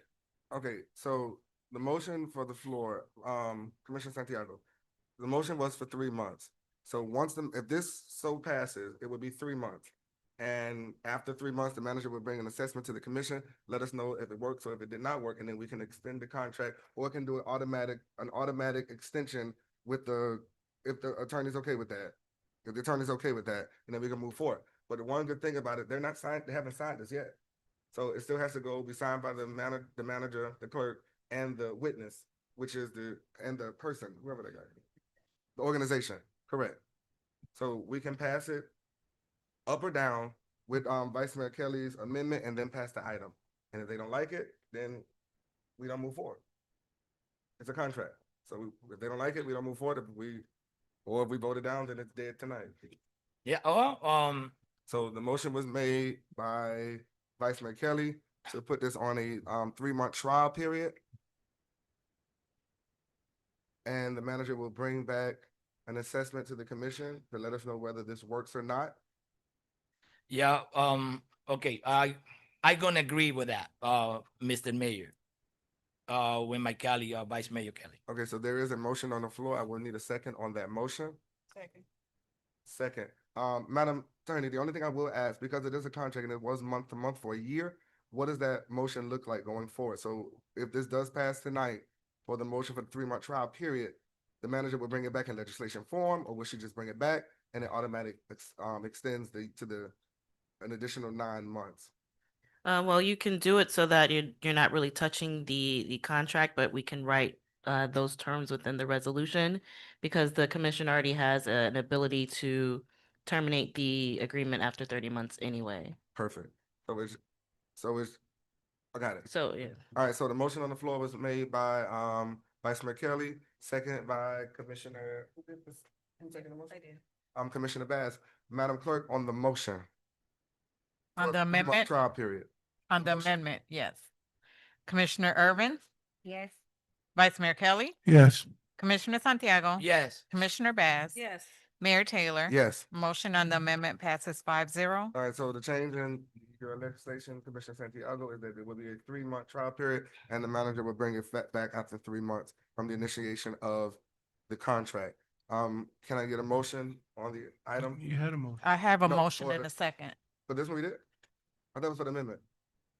Prior to Ready the for the amendment? discussion, there was a motion in This a conversation second. went on for too long, I'm sorry. We can go ahead and call the question then. Commissioner Bass. Yes. Commissioner Irvin, Yes. Vice Mayor Kelly. Yes. Commissioner Santiago. Yes. Mayor Taylor. Yes. Motion passes 5-0. All right, so moving on to our ordinances, 16A1, Madam Attorney. An ordinance of the City Commission of the City of Opa-locka, Florida, amending Chapter 22 of the Land Development Regulations, Article 12, Division 5, entitled Water and Sewer Impact Fees, specifically amending Section 22-379F, entitled Legislative Findings, to change the name of the updated rate study consultant to Stantec Consulting Services, Inc., amending Section 22-385, entitled Computation of the Amount of Water and Sewer Impact Fee, to update water, sewer, and related facilities fees, providing for adoption of representations, providing for conflict and repealer, providing for severability, providing for inclusion in the code, providing for an effective date. This is sponsored by the city manager. All right, can I get a motion? Mr. Mayor, I will move it, and I also want to offer 2 amendments at the appropriate time. Okay, can I get a motion and a second, and then we'll open up for public hearing after the manager explains. Move it. Moved by Vice Mayor Kelly, second by Commissioner Bass. Madam Manager, go ahead and present, and then we'll open up for public hearing. It was Commissioner Bass. The recommended amendments to the water and sewer and related facility impact fees are necessary to ensure that adequate levels of service are provided and maintained for new growth in residential, commercial, and industrial areas. The existing impact fees are $1,439 per equivalent residential unit for water and $1,276 per equivalent residential unit for sewer. Those rates are insufficient to meet the city's current and future infrastructure needs. Mr. Gregory Gay is also here, should you have any questions. This is a public hearing item. Public hearing is open.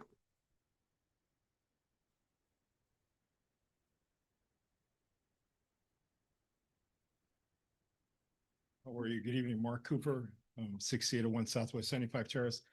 Is this just for residential or industrial and commercial as well?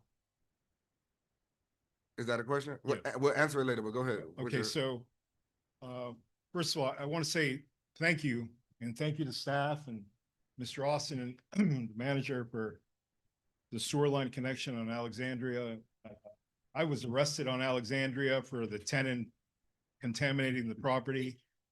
It's because when a property doesn't have a sewer connection, Durham can tell you what time to go to bed, and they send officers and they got real aggressive, and I was arrested. And so this is an issue that I wanted to get resolved. So thank you again. Thank you for doing what you did so that now we can get connected. So then I sent a nasty email one day because I was trying to get it done and it was taking a little bit of time. So sorry for the email. But what I want to say is now I see that maybe the impact fees are going up as you connect in source. So assuming this is industrial commercial, I was asking if you could consider, because that area you're trying to get it up to speed. It's not that we're trying to build giant, beautiful developments, but rather we're just trying to have a bathroom, instead of hurting us with a higher impact fee as of right now, let us connect so we can develop the area. The history of the areas, the reason why there is that type of use in the area is because there was no infrastructure. So the only people that would go there were junkyards, and they would contaminate the area. And then we were stuck with them and they were stuck with us because there was no way to get other types of uses in there, because if you don't have a sewer line, Durham won't allow it unless you go through a big process. Long story short, we were stuck with junkyards. Now we have a sewer line. Now we just need to connect. And so insofar as connecting, I provided some documentation. I've worked on this a lot. I contacted one engineer, the city engineer that did the work for the city, and the plans per property are about $26,000. I contacted another one. They responded today. It's $22,000 just for the plans to get permitted and agreed to by Durham and by the state and by the city. And so I've done some of the work. I got the septic tanks collapsed, and the machine itself is like a grinder pump that has to force the dirty water upstream. That's the problem. There's no gravity working with you. These properties are lower than the line, and so you need to push the debris up, and the machine costs $45,000. So the plans are $25,000, the machine's $45,000. So now you're at 70.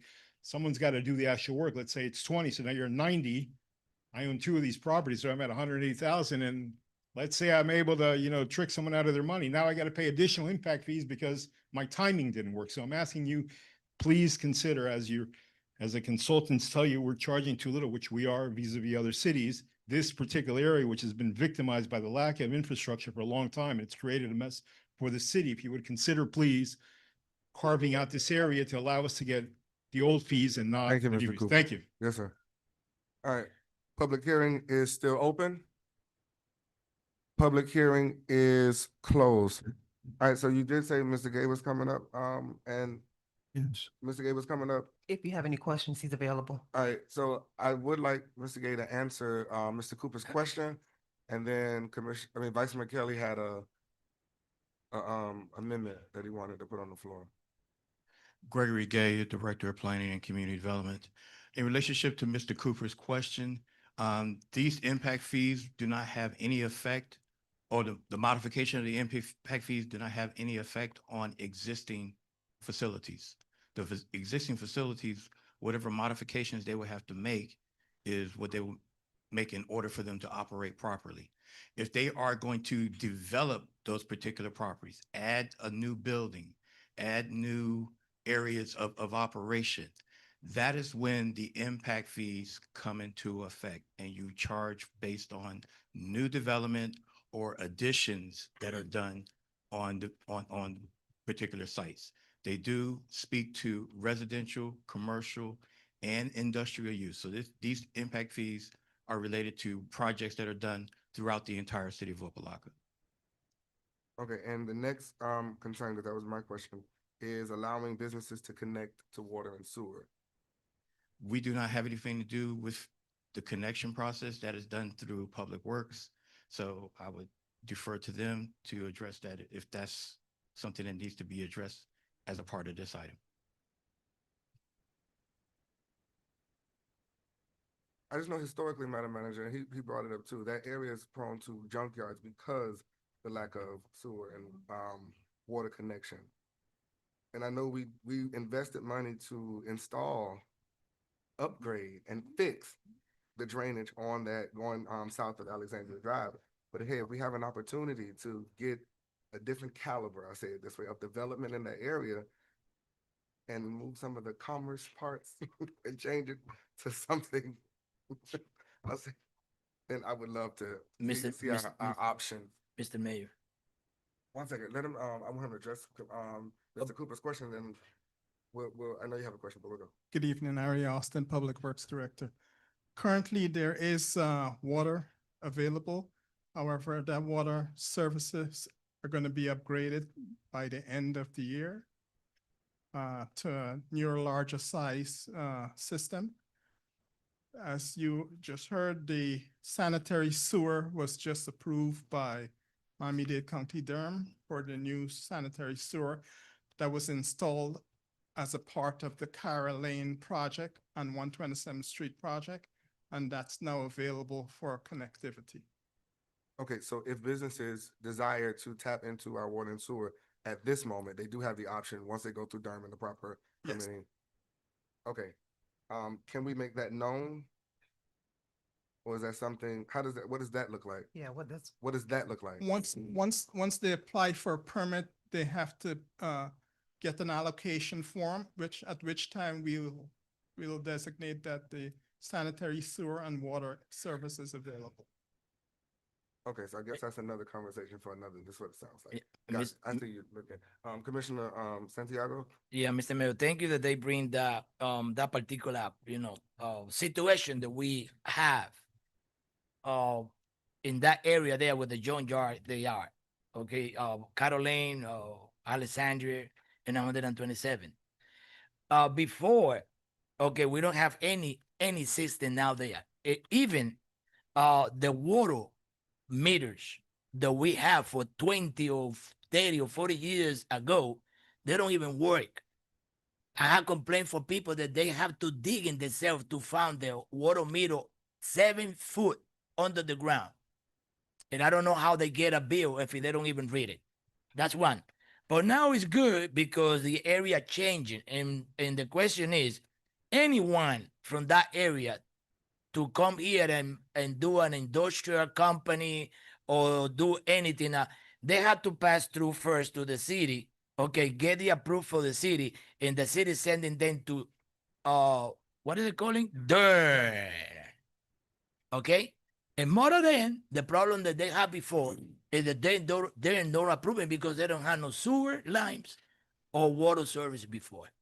But now you say that we have it. Yes, sir. Okay, and they free, to go with the process that they need. Following the permitting process, they're free to connect to the system. Yeah, that may be probably going to bring, other kind of investing people out there to do other kind of company now that we're going to resolve that problem there in the whole area. But that's the situation that we have, Mr. Austin. And I know it's not coming from you administration, it's coming from administration back. All right. Thank you. Thank you, Mr. Austin. All right, Vice Mayor, so I'll yield to you, but for the sake of time, I'm gonna ask that you go ahead and make your amendment. We call the question and then we move on and then skip to, the Madam Manager has asked, to item 16B1, because the translator has to leave. Yeah, she's scheduled to leave at 8. So I'll yield to Vice Mayor and then we'll go from there. Thank you, Mr. Mayor. I have 2 amendments. Hopefully the attorney has some prepared that really applies to all 3 of the impact fees, and the attorney can do the wording, but basically we have impact fees that we should be collecting. Unfortunately, over the years, we have not collected them like we should. And so I want to make sure going forward, since we're addressing it, that we would do that. Number one, to make sure that there's a process for compliance. And number 2, that the funds go into the designated department, because impact fees are designed to go into Parks and Rec, obviously infrastructure, and public safety. But oftentimes what has occurred is they're going into the general fund and they're not going to those areas that they're designated to really support as an impact fee, i.e. if you're building that area and it's going to deal with infrastructure, that's why you had impact fees, to help with the infrastructure. Obviously, with folks moving in the area, more money for parks, and the same thing for public safety. So I want to make sure that those are captured in the legislation going forward, because unfortunately, that has not been the case for a lot of our past development where we've gotten impact fees, and to make sure we get the impact fees in a timely manner. And I'd asked in my briefing that the attorney would make sure we have the wording for those amendments to be, and they're really for all 3. And I'm saying it now, so I don't have to go back and say it 3 times, because it's for all of the impact fees. So if the attorney can read it into the record, Mr. Mayor, real quickly, or if you want to just hold off and take care of the B1, that's fine with me as well. We'll do it for the first one and then we'll go come out. Well, I just wanted to provide some information. I did address it. I'm sure you didn't have any Madam time to Attorney, look at it. sorry, I just looked at the time. Oh, go ahead. We're in the middle of this ordinance. Go ahead, but for the brevity of time, just go ahead.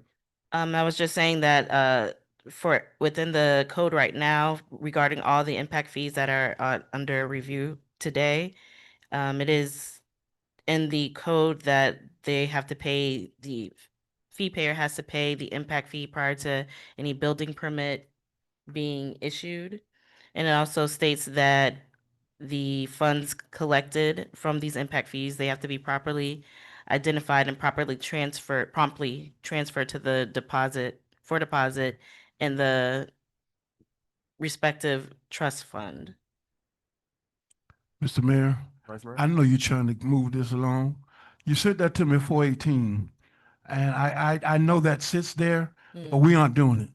So that's why I wanted to bring it to the attention and put something in there, captured somewhere in this document that we're going to do it.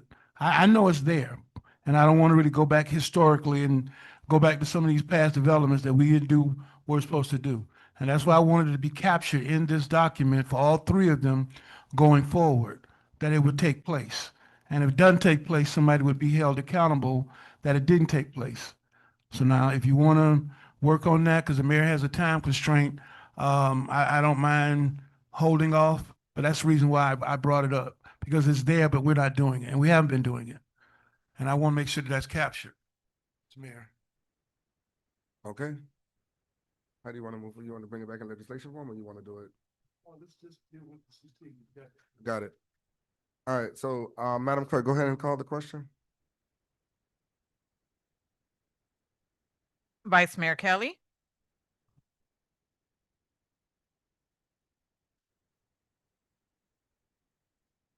Hold up.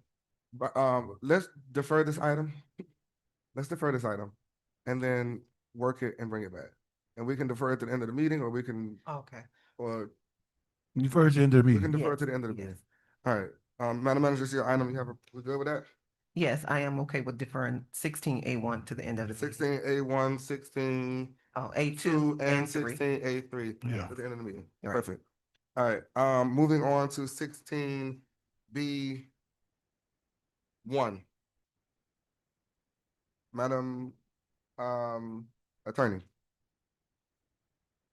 An ordinance of the City Commission of the City of Opa-locka, Florida, amending Article 5, Section 22-116 of the City of Opa-locka's Land Development Regulations pertaining to the storage of recreational vehicles, amending certain definitions with Section 22-116 to include the definition of travel trailer, to reduce the overall body length from 40 feet to 35 feet, to amend the definition of camping trailer to remove the word vehicular, and require camping trailer to be loaded onto or affixed to wheels, to remove the word truck from truck camper, to amend the word motorhome to require a built-on requirement to motor vehicle chassis, to amend the definition of screen to add the words the condition of being, and expand the definition of significantly hidden from view to encompass a combination of structures, to delete residential townhouse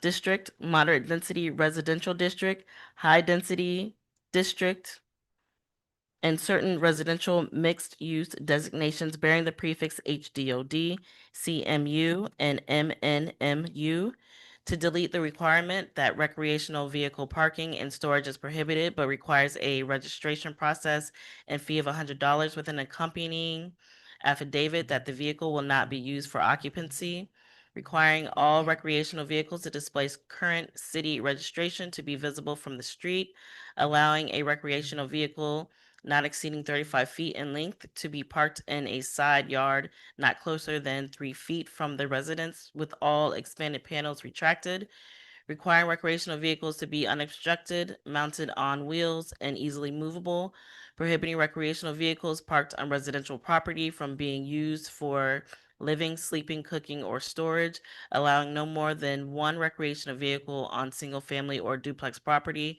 requiring the recreational vehicle owner to hold a valid lease agreement with the property owner, prohibiting utility connections except through an extension cord for brief maintenance-related activities not to exceed 24 hours, prohibiting parking on townhouse and multifamily properties, amending Chapter 7, Article 1, Section 7-6 of the City of Opa-locka's Code of Ordinances to decrease the civil penalty for noncompliance fine amount from $500 to $250 for the first offense, providing for severability, for providing for codification, providing for an effective date. First reading public hearing was held on February 25th, 2026. This is sponsored by Commissioner Santiago, and it was deferred from the March 11th, 2026 regular commission meeting. All right, this is a public hearing item. I need a motion for the item. Move it. Moved by Commissioner Santiago, second by Vice Mayor Kelly. Commissioner Santiago, I'm going to allow you to go ahead and present the item, and then we will open up for public hearing. And I'm going to ask Ashley to have the translator come to sit in Mr. Ellis' seat so she can have access to a microphone instead of being down on the floor, because we want a clear dialogue between our residents as well as the commission and herself. Thank you, Mr. Mayor. I don't think that it is too much to talk because we already be dealing with that item already for like a year. And we go to the end, everybody, for the resident, they are very happy, okay, with all the new rules and regulations that we have. They are together with us, yeah, they're gonna cooperate with us. I don't hear any complaint in the last 2 months, from them. And I believe what we have to do is going through, Mr. Mayor. My colleague, they had the decision to, that's what I say. All right. But everything is in play. Okay. Ready to go. This is a public hearing item. Public hearing is open.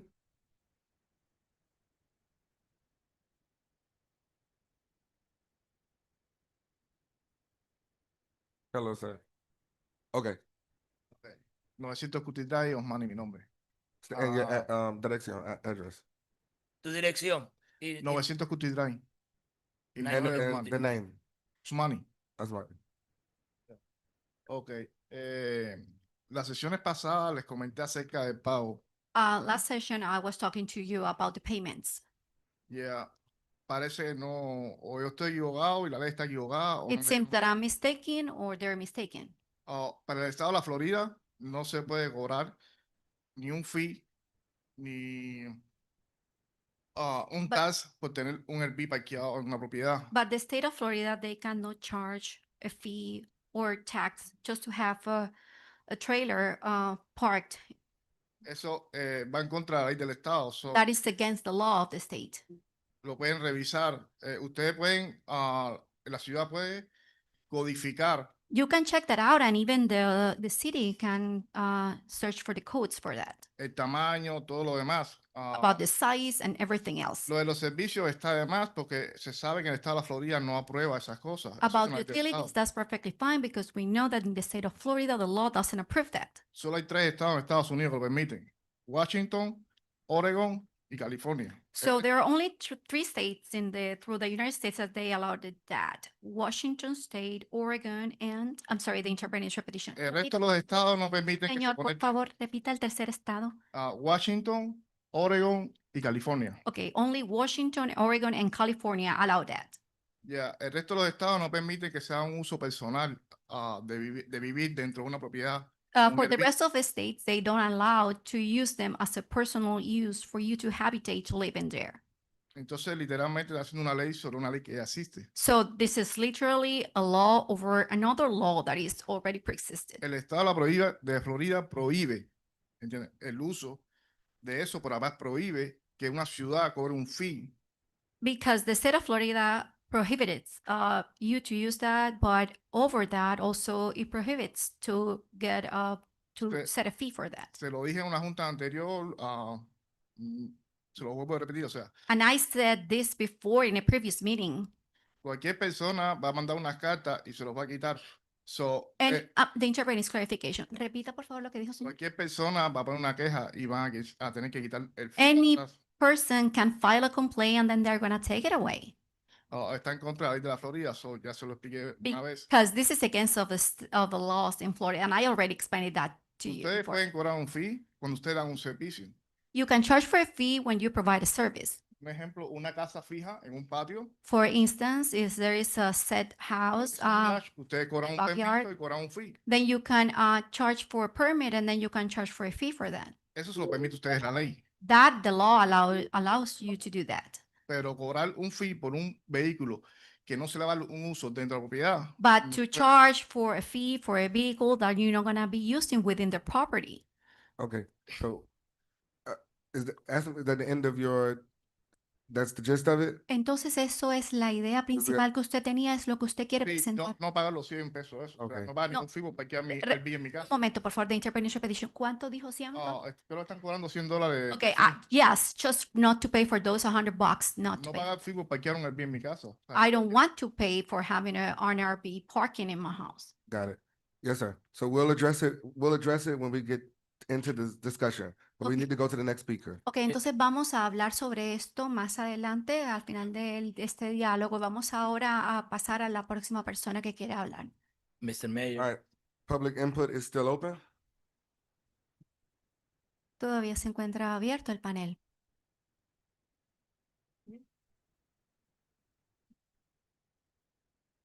Buenas noches, mi nombre es Luis Galvez, 1206 Wilmington Street, Opa-locka. Good evening, my name is Luis Galvez, Yes, it's- 1206. Repita, por favor. 1206 Wilmington Street. Wilmington We Street. know Lewis, go ahead.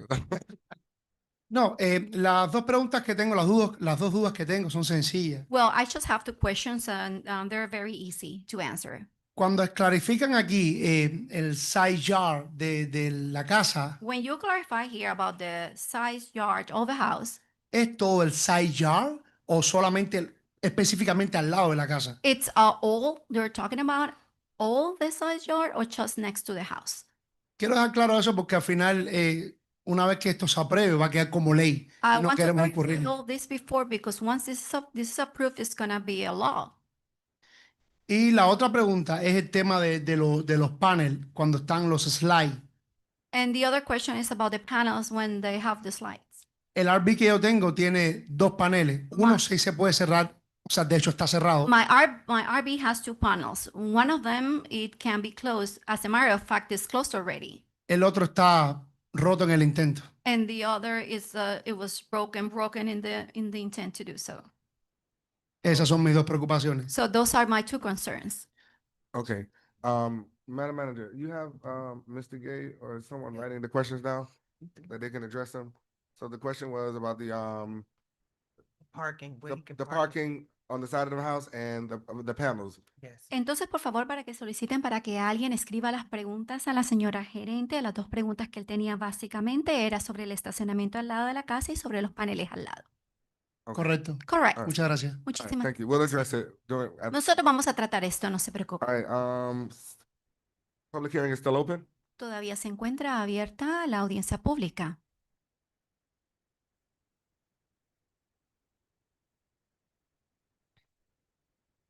Hello, everybody. Hello, How you guys doing? they're good. Good to hear. Lori, 1840 Opa-locka Boulevard. Yes, the concern that I have is in regards of the registration fee. I can understand if there's a fee for one time registering, but every annually fee, is there going to be an annual fee for that? Or just a registration fee? Okay. The annual fee, would it be the same amount of the 100 that you guys are trying to charge? Like a sponsor, can I answer that question? No, let her, 'cause she's on the Okay. time, so I don't wanna. Okay, so that's for that, and I think the fee is high. I think it's high. Not even registration is that high, you know, for that, and plus we also pay a lot of taxes on these properties. That is for one thing. The other thing is for penalties. I know last time we have spoken. There's a series of standards where if one of those are being broken, you get a violation fee of $500, and it could reach up to $2,000. I think that's also another those fees are I think is high. I understand if you break one or if there is anything that any person have broken one, because I'm thinking about of new homeowners that they have purchased the property and they have their RVs, and they don't know about these rules that we are informed of. But for new homeowners, they're not, and it's hard, to be mistreated by the city for these penalties. I think it's something that it could be, I believe, further explained. Also about the affidavit that we have mentioned in the past, I have concern on that. Are we still doing the affidavit for that, for the registration? So those are the concerns that I have in regards of the RV's standards and regulations. Okay, Thank you. you're welcome. We're writing the questions down. We'll address them. Public hearing is still open. Public hearing is closed. All right, Madam. Mr. Mayor, Go ahead, Commissioner Santiago. thank you. Can we bring up, Mr. Gay to address all of the questions from the residents? Go ahead, Commissioner. Yeah, before Mr. Gay, started, let me make something clear. From the beginning of this situation that we have with the RB in Opa-locka, we followed, what happened in the other city neighbor, Mr. Gay, Hialeah, that they pull out all these vehicle out and they come, together with the resident and they, go making an agreement with everybody. Now, the only thing that I see here is the new issue the first person bring about the state of Florida law.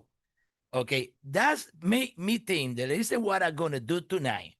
Because if I have here in the great city of Opa-locka a Department of Legal Service, and I have the manager working together very hard, with me with that changes and amendment we do to that particular item, how they don't tell us about regulation that we have in the state before we bring anything here. I'm not going to take that. And I want to say something, Mr. Mayor, because we're not going to be the whole night with this. I like to defer that item tonight, and I want to do a story and an investigation about that issue, Mr. Gay, about the state of Florida regulation that is not permit any city, at least if you have an answer, Madam Manager, or the city attorney, if you have an answer now, I wanna listen. I want to know about that rule or that law that the state of Florida have, because this is new. We have workshops, we have meetings, we have first reading, and this is the first time this thing coming up. How? Okay, that's the first thing from me because it's not in the agenda. I want to defer that item tonight for the next commissioner meeting, and I want to find out the truth about that. Thank you, Mr. Mayor. Got it. All right, we are deferring. You're gonna defer. Okay, so Mr. Yes. Gay, just because people came here, can you please address those concerns? The registration fee, side of the house panels, penalty, and affidavit. Okay. Based on the questions that were provided, the first question basically was in reference to the registration fee Translated. and whether that was applicable by Florida law. We're deferring. We're deferring, so skip certain that. items. Okay. As it relates to the parking on the side of the house and having access, if your property has a side area where a vehicle can be parked, where it will not interfere with getting access to the side of the property, you will be able to be able to park your RV on the side of the property. If your property is too wide and it cannot be parked on that side area of the property or gain access to the rear, then you would not be able to. Slow down. The item, what we're explaining now, let's go to. You have the resident there. Mr. Gay, you have to allow the translator to be able to repeat what you're saying. But simplify the answer so we can make them quick so we can move to the Okay, next item. I'm going to try to simplify as simply as possible. Voy a tratar de decir esto de una manera simple. Parking on the side is allowed Estacionarse al lado se permite as long as you have access through the side of the property. siempre y cuando usted tenga acceso a través del lado de la propiedad. If your side area is too small Si el área de al lado es muy pequeña to allow for an RV to have access to that area, para que se permita que un RV tenga ingreso a esa área, you will not be able to park your RV in that area. usted no va a poder estacionar el RV en esa área. In regards to panel expansion, Ahora, con relación a la expansión de los paneles, panel expansion is not allowed. la expansión de los paneles no se permite. This demonstrates that the RV is being utilized for residential use. Solo demuestra que el RV está siendo utilizado para propósitos residenciales. In regards to the violation fees, Y con relación al incumplimiento de las tarifas, that amount was reduced to $250. esta cantidad fue disminuida a $250. First offense, Este es un primer strike o primera ofensa. and $500 Y $500 for any additional offense. por cualquier otro delito o incumplimiento adicional. In regards to affidavit, Con relación al affidavit o a la declaración juramentada por escrito, this is required. esto es un requerimiento. Those are the questions. Esas son las preguntas.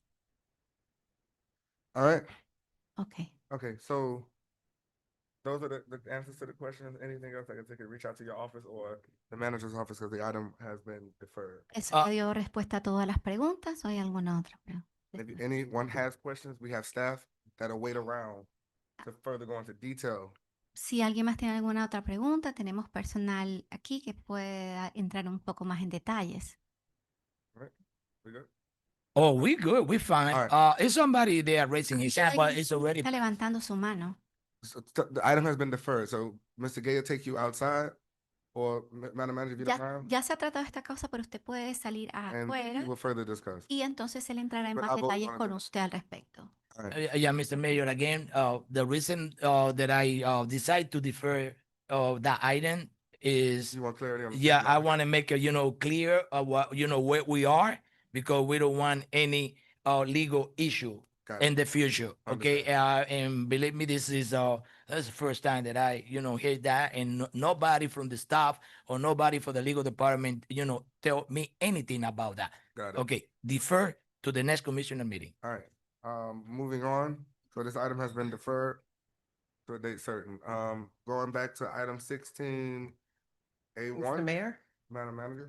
I would like to defer agenda items 16A1, 16A2, and 16A3 until the April 8th, 2026 regular commission meeting Got it. to allow for us to be able to work on those amendments. All right, moving on to city manager's report. Madam Manager, you have the floor. Good evening, Mr. Mayor, members of the City Commission. I submitted a written report for your review and would like to briefly highlight a few key items. Construction at Siegel Park is currently underway, although it has experienced a slight delay due to inclement weather. Earlier today, we were advised that the playground equipment is scheduled for delivery on tomorrow and installation will commence immediately thereafter. Upon completion of the playground, work on the parking lot project will resume. The Finance Department continues its audit work for fiscal year 25 financials with ongoing accounting support from CFLG. Additionally, applications for the city's owner-occupied minor home repair program are still being accepted through April 16, 2026. The city has not had a planner for over 2 years, and I am happy to inform you that our Planning and Community Development Department now has a planner. She's here with us, and her name is Naomi Payne. If you can please stand. This is the city's new planner. Why I thought she was a reporter when she was you know. I don't have anything else. I'll take any questions and concerns you have. Okay, so I have a couple questions and concerns. If I take it up and then everybody can put this stuff together. So Madam Manager, a couple of concerns that I have. So I do want to say thank you for responding promptly to my email that I forwarded to you from the resident for the gator sighting. I did inform her that you said that you were looking to put up signs and you're making it priority and should have it up. So I told her we'll get back to her. And I think I CC'd you on my response to her as well. All right, the other thing is I'm really happy to see the owner occupied home repair program live. I profited and I'm excited to finally see it going out. I would actually, Madam Manager, how can we do this? But I would like to see maybe a mid-year budget presentation to the commission, like where we are. Okay, no problem. Relates to our budget. Yes, staff has already started working with the department director, meeting with them for their mid-year budget, so that's no problem. Okay, and you can provide it either in a workshop form or even a report form. No problem. It's up to you. On 17th Avenue and 135th Street, we were supposed to put twin homes there, I believe, or something like that. And it's still On the corner. It just looks it's just Yes. a stack of bricks and I'll get an update from Mr. Gay on that project. That's- Okay. Yeah.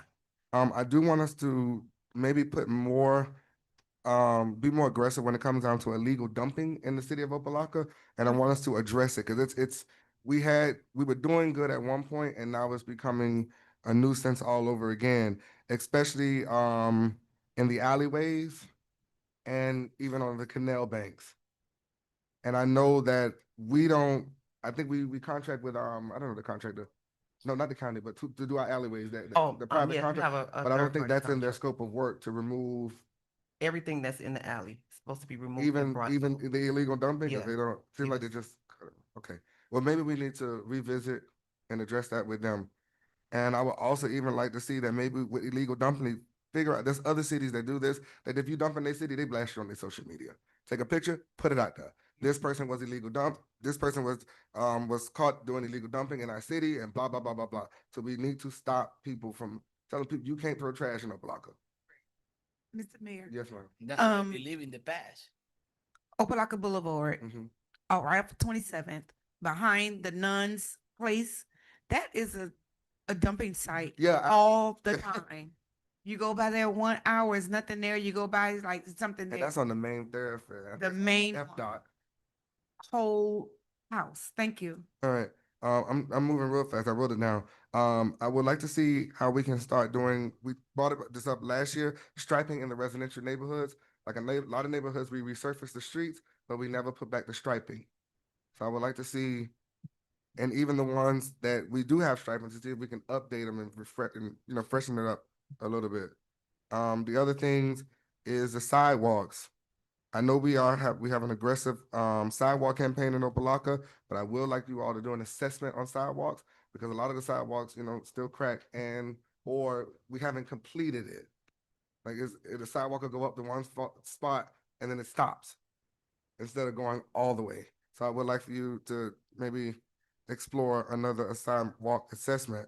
Also, where are we with the lighting assessment in the city of Opa-locka?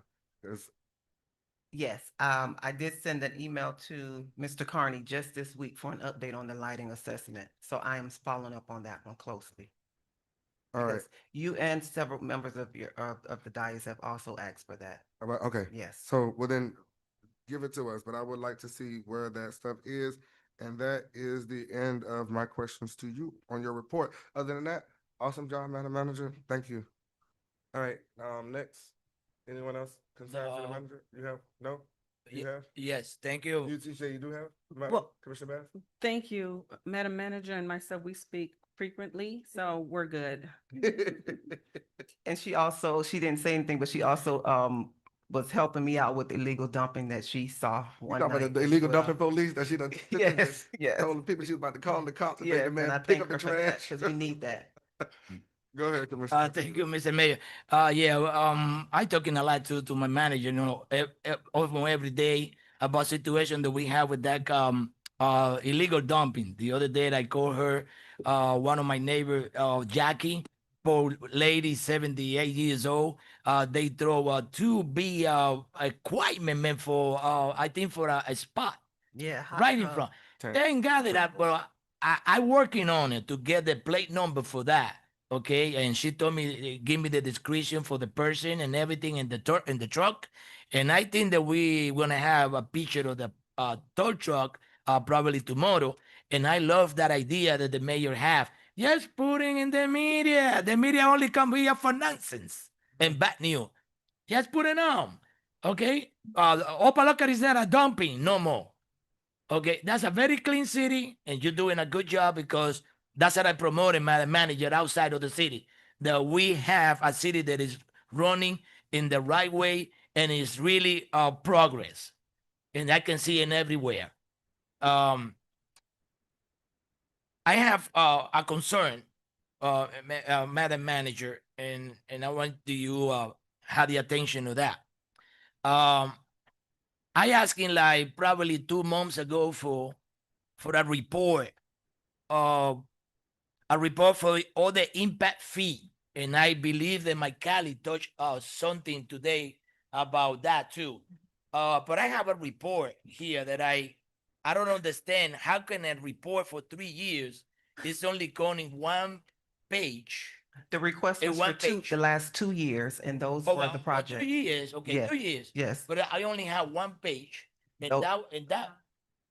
Yeah, pass it out to my colleagues. Yeah, please. Those were the new developments that was provided according to Mr. Gay for new construction, and those were the a dollar amount. And I also provided that to the entire commission in my last biweekly report. Those are the only developments within the last 2 years that was provided by staff. Yeah, and Madam Manager, this does not have any record like okay, did I see date? I don't see date. Yes, You the know date the is on the date last column. on the last. Okay, yeah, I see it. Okay, and also like, what do we do with all this fee that we collecting?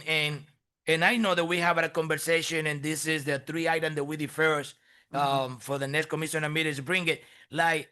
They have used on us a lot of company in the past, okay, with the impact fee, and I don't want to see that here in the, in the city, that they keep in doing the same thing. And the impact fee that we collecting from any construction or any company coming is supposed to be collecting before, okay, or when they put the permit, not after the matter. I agree. 2 years ago.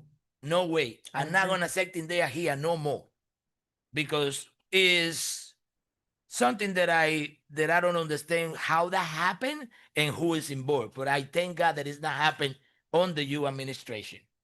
But that cannot happen here again. And I like to have more detail for all this report here. We can provide you with a copy of the receipts and the copy of the checks. Yeah, and where is the money be using? If we using for parking recreation, or we use it, but I want to know where's the money go, because that's extra money that we collecting beside our budget for the year. I'll provide a report. Thank you. And the rest, you're doing great. Commissioner Santiago, I think Yeah. you and Vice Mayor Kelly are on the same wavelength when it comes down to the impact fees. Hence why I asked, maybe you should work with Vice Mayor to create legislation for compliance of impact fees. So what is that? A piece of legislation that spells out how it works, who it goes to, and what happens if you don't pay it. So that's my 2 cents. Yes. Vice Mayor. I spoke to Vice Mayor Kelly in his agenda briefing. I Okay. do understand the concerns. I share those same. But like Commissioner Santiago said, this is something that predates me. Now that I'm here and now that I'm in this seat, I have put things in place with staff. Legislation will only strengthen it. So Okay. yes. But I would like to see something separate and apart from the legislation that you have on. So something that speaks to impact fees. You can include it, but I think it needs to be of its own. Vice Mayor. Thank you, Mr. Mayor. I won't repeat a lot of the things with illegal dumping that has increased, other than to say I'm just wondering if it has something to do with our restructuring of code enforcement. In fact, I thought it would actually help it more. But seems I'm hearing there's a lot more illegal dumping taking place, even though we are catching some people. So I'm have to think about that one. The alligator sightings that the mayor mentioned, I think we all got that and responded. What disturbs me is I had mentioned that a while back, and although it predates you as manager, it doesn't predate your staff. And so I don't let them off the hook, not only along that corridor, but over by Ingram, over by Wilmington, and some of the other areas, because we all know that water connects all the way around. And so we would needed alligator sightings anyway. And so I was kind of not thrilled when I saw the email, although I'm glad that the resident brought it to our attention. But we should have already had signage up for alligator sightings anyway. And again, it predates you as manager, but not your staff. So I don't let them off the hook on that. The other thing that I wanted to just mention regarding the legislation since deferred, I do want, and that's the reason I was trying to put it in there because there was nothing separated out. So since we now have deferred it, not only working within the parameters of the ordinance, but to also create something that supports it with the resolution as well. So to the attorney's office that they're can be a part of that so they can come back as well at the next meeting. Because as all of us are aware, even with your report, and I think all of us had the same frustration that money that should be going in certain areas have not, and we can't turn back the clock. We can make sure it goes forward correctly. All the other things that I have, I will speak to you on. Thank you, Mr. Mayor. Commissioner Irving, you have anything? It's not really for the manager, but it was a compliment that I would like to share. On Saturday, you know, you and I were at the event over in North Miami, and I had a young lady to walk up to me once they announced me as the commissioner of Opa-locka, and she was like, "Opa-locka's changing." And I was like, "Yeah, I know." And she was like, I rode through there and it was like, it was so clean. Like she pretty much did a double take, went around just to look to see. And I told her, I said, yes, we have a great manager managing our city. And I thanked her. I did share it with the manager already, just that people are noticing us and you're doing a great job. Great job. All right.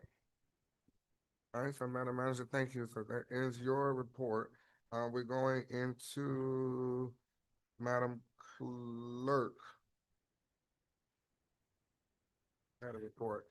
The clerk's So, report. Actually, it's not the clerk's report, Mr. Mayor, but thank you. It's the official board report for the Charter Review Board.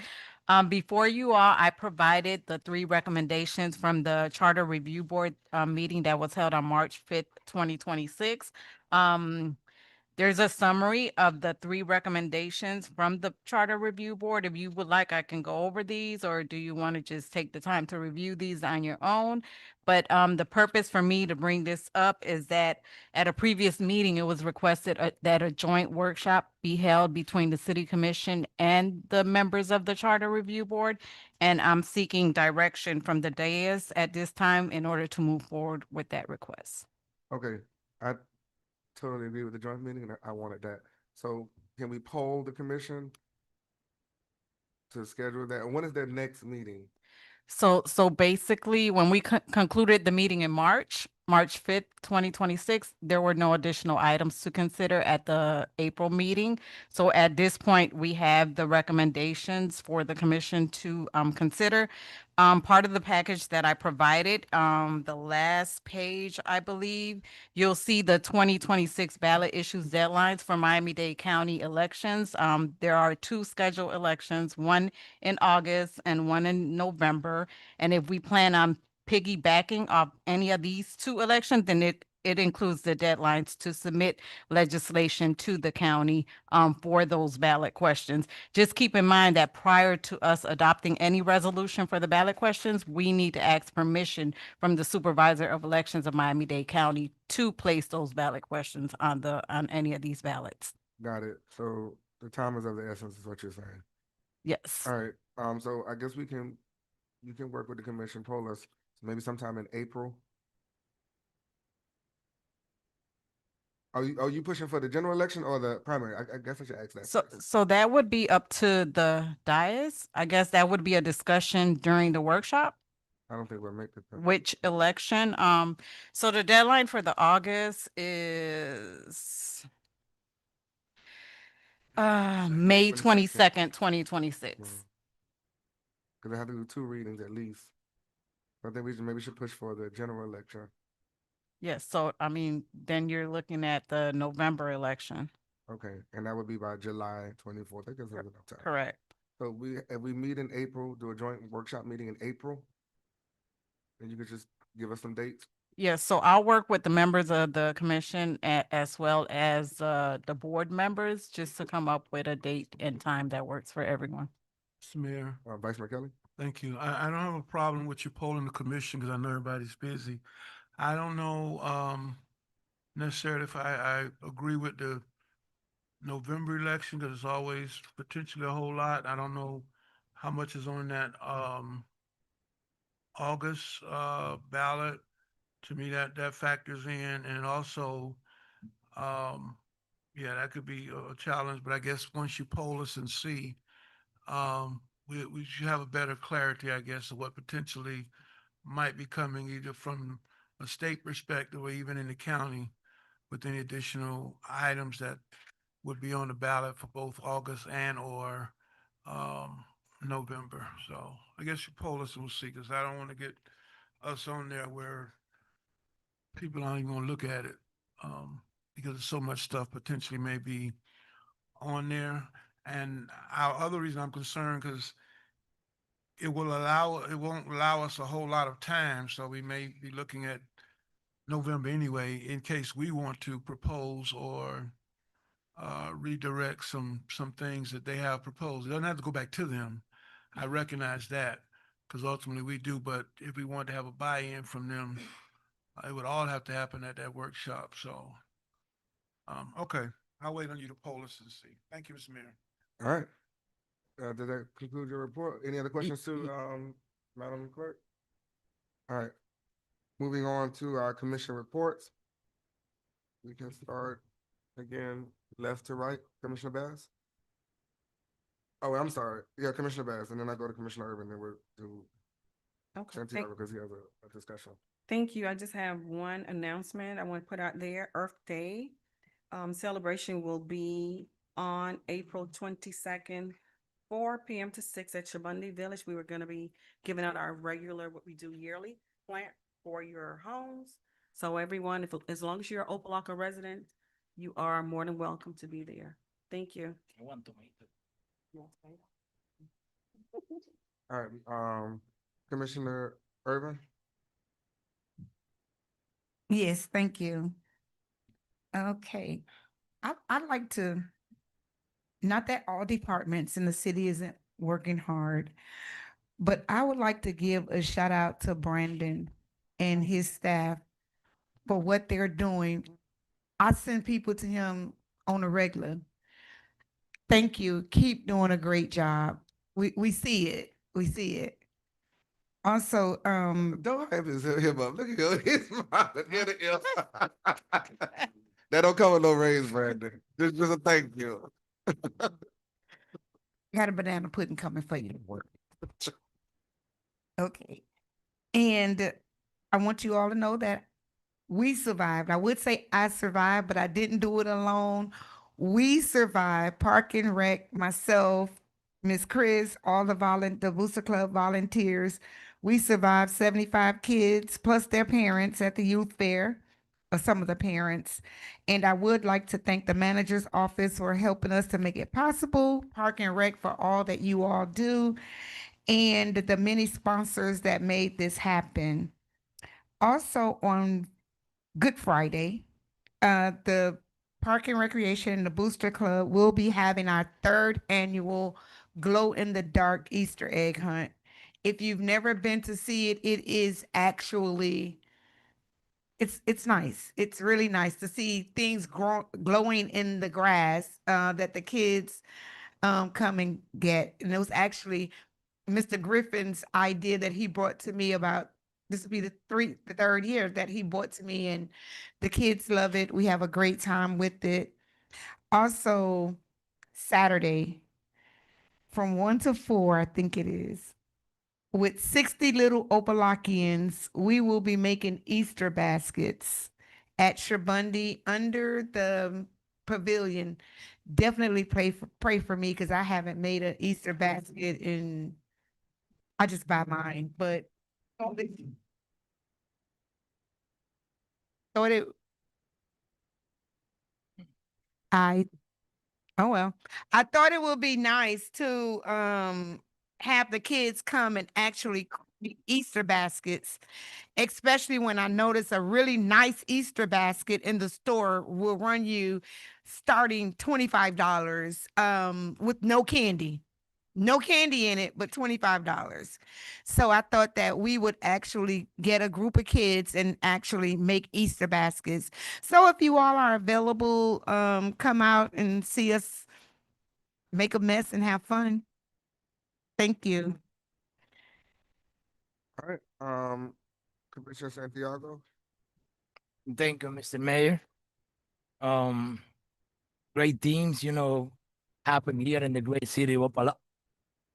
In the great city of Opa-locka, I I heard all these events that my colleague, have for the kids, and this is something beautiful. 1 second. If something is wrong. 1 2 1 2. Is this handheld working? Miss Rose, somebody actually, anybody? Oh wait, go ahead. I think it's working now. Now it's working. Now it's working. Yeah, now it's working. Said again, thank you to my colleague, Natasha Irving, that she always bring, something for the kids, and I love to participate in that night. Okay, I think it's gonna be beautiful. That's for Good Friday. Yeah, Good Friday. We're gonna be there celebrating together with all the kids from the great city of Opa-locka. And if you need any help, I'm here to helping the kids. You want me to dress it like a bunny? Okay.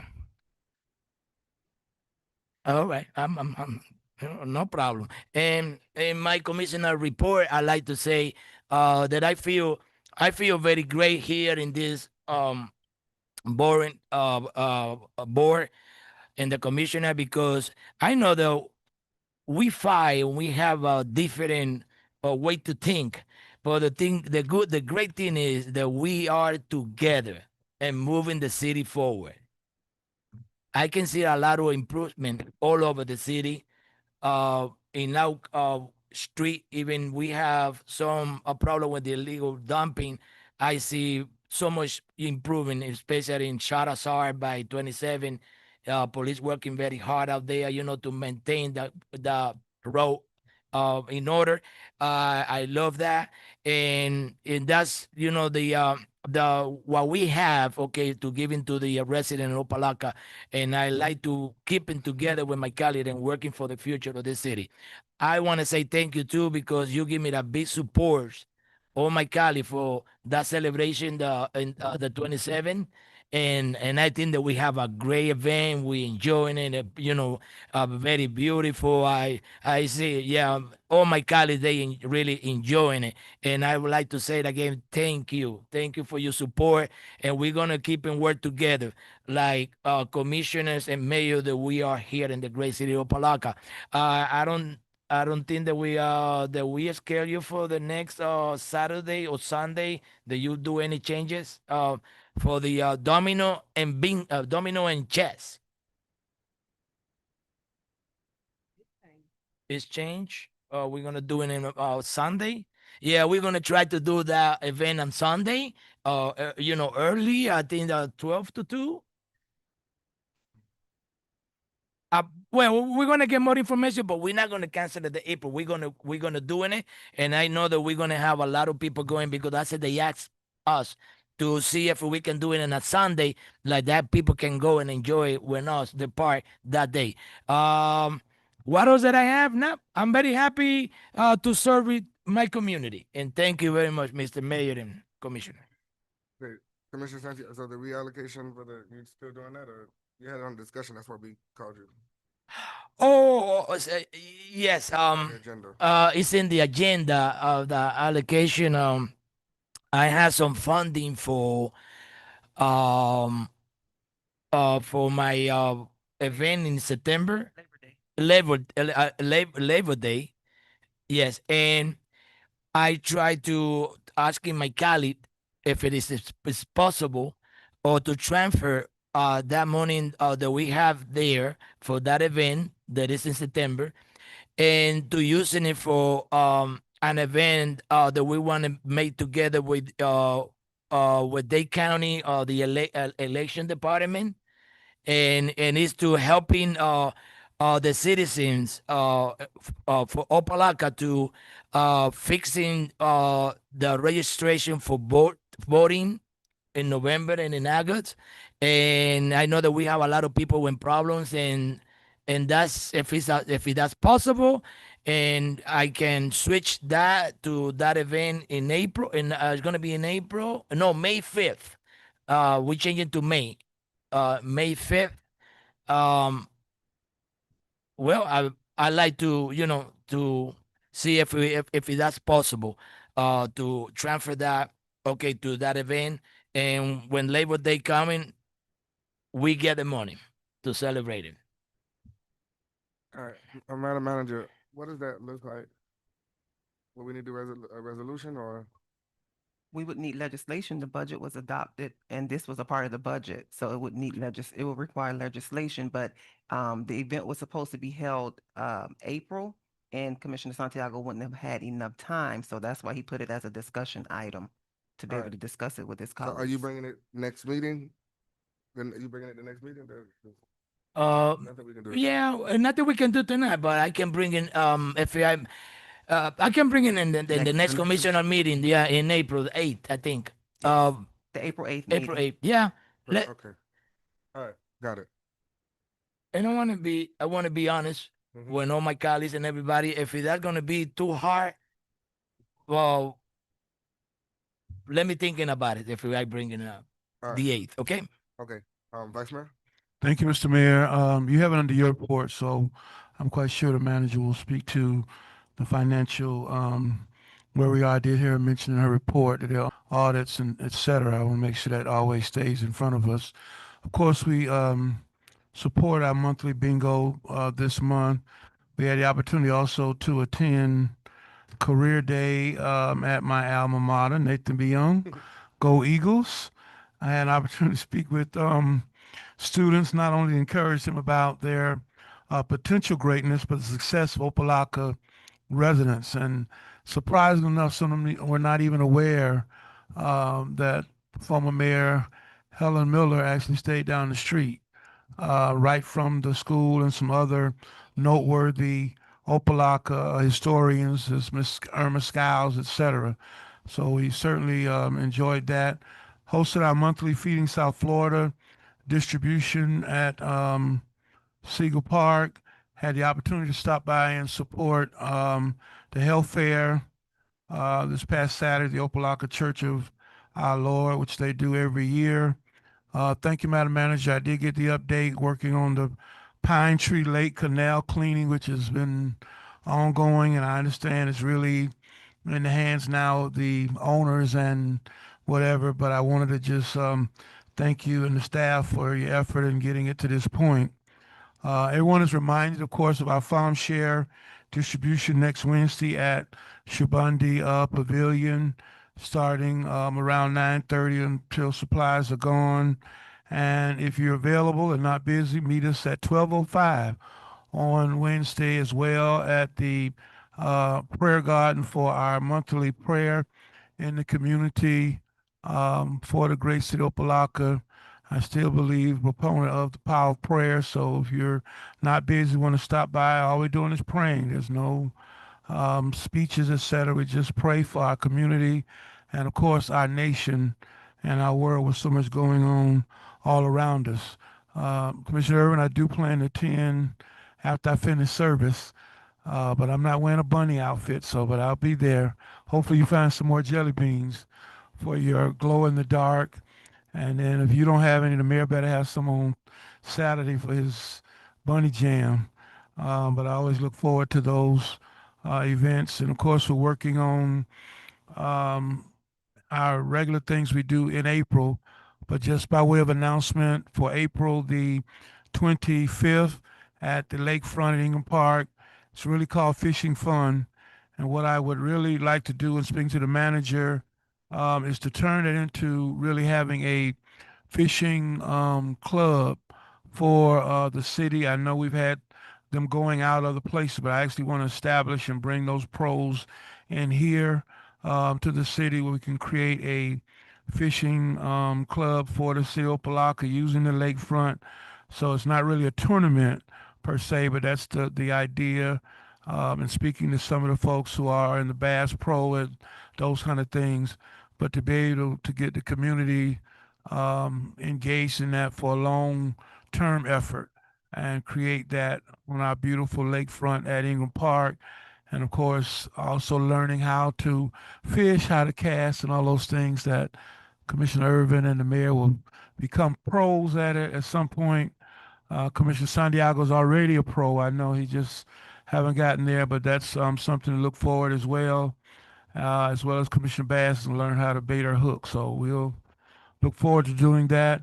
Madam Manager, as been stated, you're doing a good job. And just want to say, I always go private before I go public. I'll just leave it right there. But thank you again for the work that you're doing. Thank you, Mr. Mayor. It's in your hands. All right. Commissioner Santiago, go ahead. You said Oh, something to say really quick. yeah, thank you, Mr. Mayor. It's really quick to the manager. They be calling me for an area that we have in 17th Avenue, Opa-locka Boulevard, and 135th. That's a neighborhood that they have a lake in the middle of that property.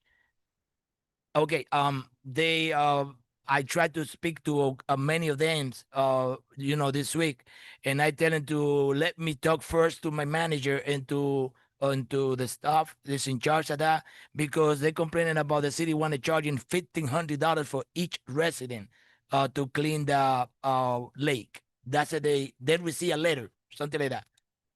I can give a report on it, but it's not accurate. That's not accurate. But I'll Okay. give you a report on it. Well, that's a the good. Pine Tree Lake, what Vice Mayor Kelly was mentioning. Oh, that's the name, Yes. Pine Yes, Tree Pine Lake. Tree. Oh, Pine Tree Lake. yes, but that's what they talking about. Oh well, we can sit tomorrow and find out, the really thing what's going on. Okay, thank you. All right. And I'll be quick. So I just want to thank everybody for the support for the spring cleaning with the mayor. We partnered with the Florida Caribbean Students Association. We had kids from FIU, Miami-Dade, and Stetson University from D-Land. It was raining, pouring down rain. Commissioner Irvin showed up. The bus showed up. It was full of kids, but they still wanted to work. So they got out of the rain and still went. Still wet, but Commissioner Irvin said that she could not get her hair wet, so she was not participating. You said what? Yeah, the manager had already cleaned the area, so so they was picking up dirt and stuff. So thank you, Madam Manager, for the support and the pre-cleaning of Alibaba.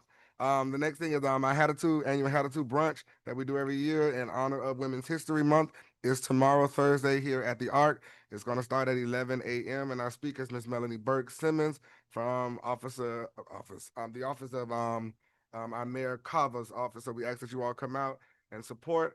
Also, once a month, we have our T-Connect services that we partner with Mr. Dario Fernandez, our tax collector. They will be back here on next Friday, April 3rd. From 9 to 4, no appointment needed. So whatever you need, driver's license services, ID renewal, car registration renewal, the organ donor, the parking permits, anything that you need, you can come here at City Hall on next week, Friday from 9 to 4.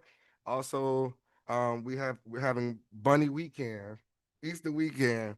The glow in the dark Easter egg hunt is Friday night, and then we have Bunny Jam on Saturday, April 4th at 10 a.m. and that is at Ingram. At 11 a.m. at Ingram Park. We got free food, egg hunt, bounce house, rock climbing. Come out, have fun with each other on that Saturday. Right now? Yes, I just want to say I will not make the Hatitude tomorrow. Just spring break, so I want to remain married, so I'll be with my wife. So I'm just letting you know in advance. Don't look for me. You got it. But I do support the effort. Thank you. Yeah, Mr. Mayor, I support in that too, but the only thing that I'm not gonna support is the girl from the clothes department. They said that I had to wear in a fancy hat. What does that mean?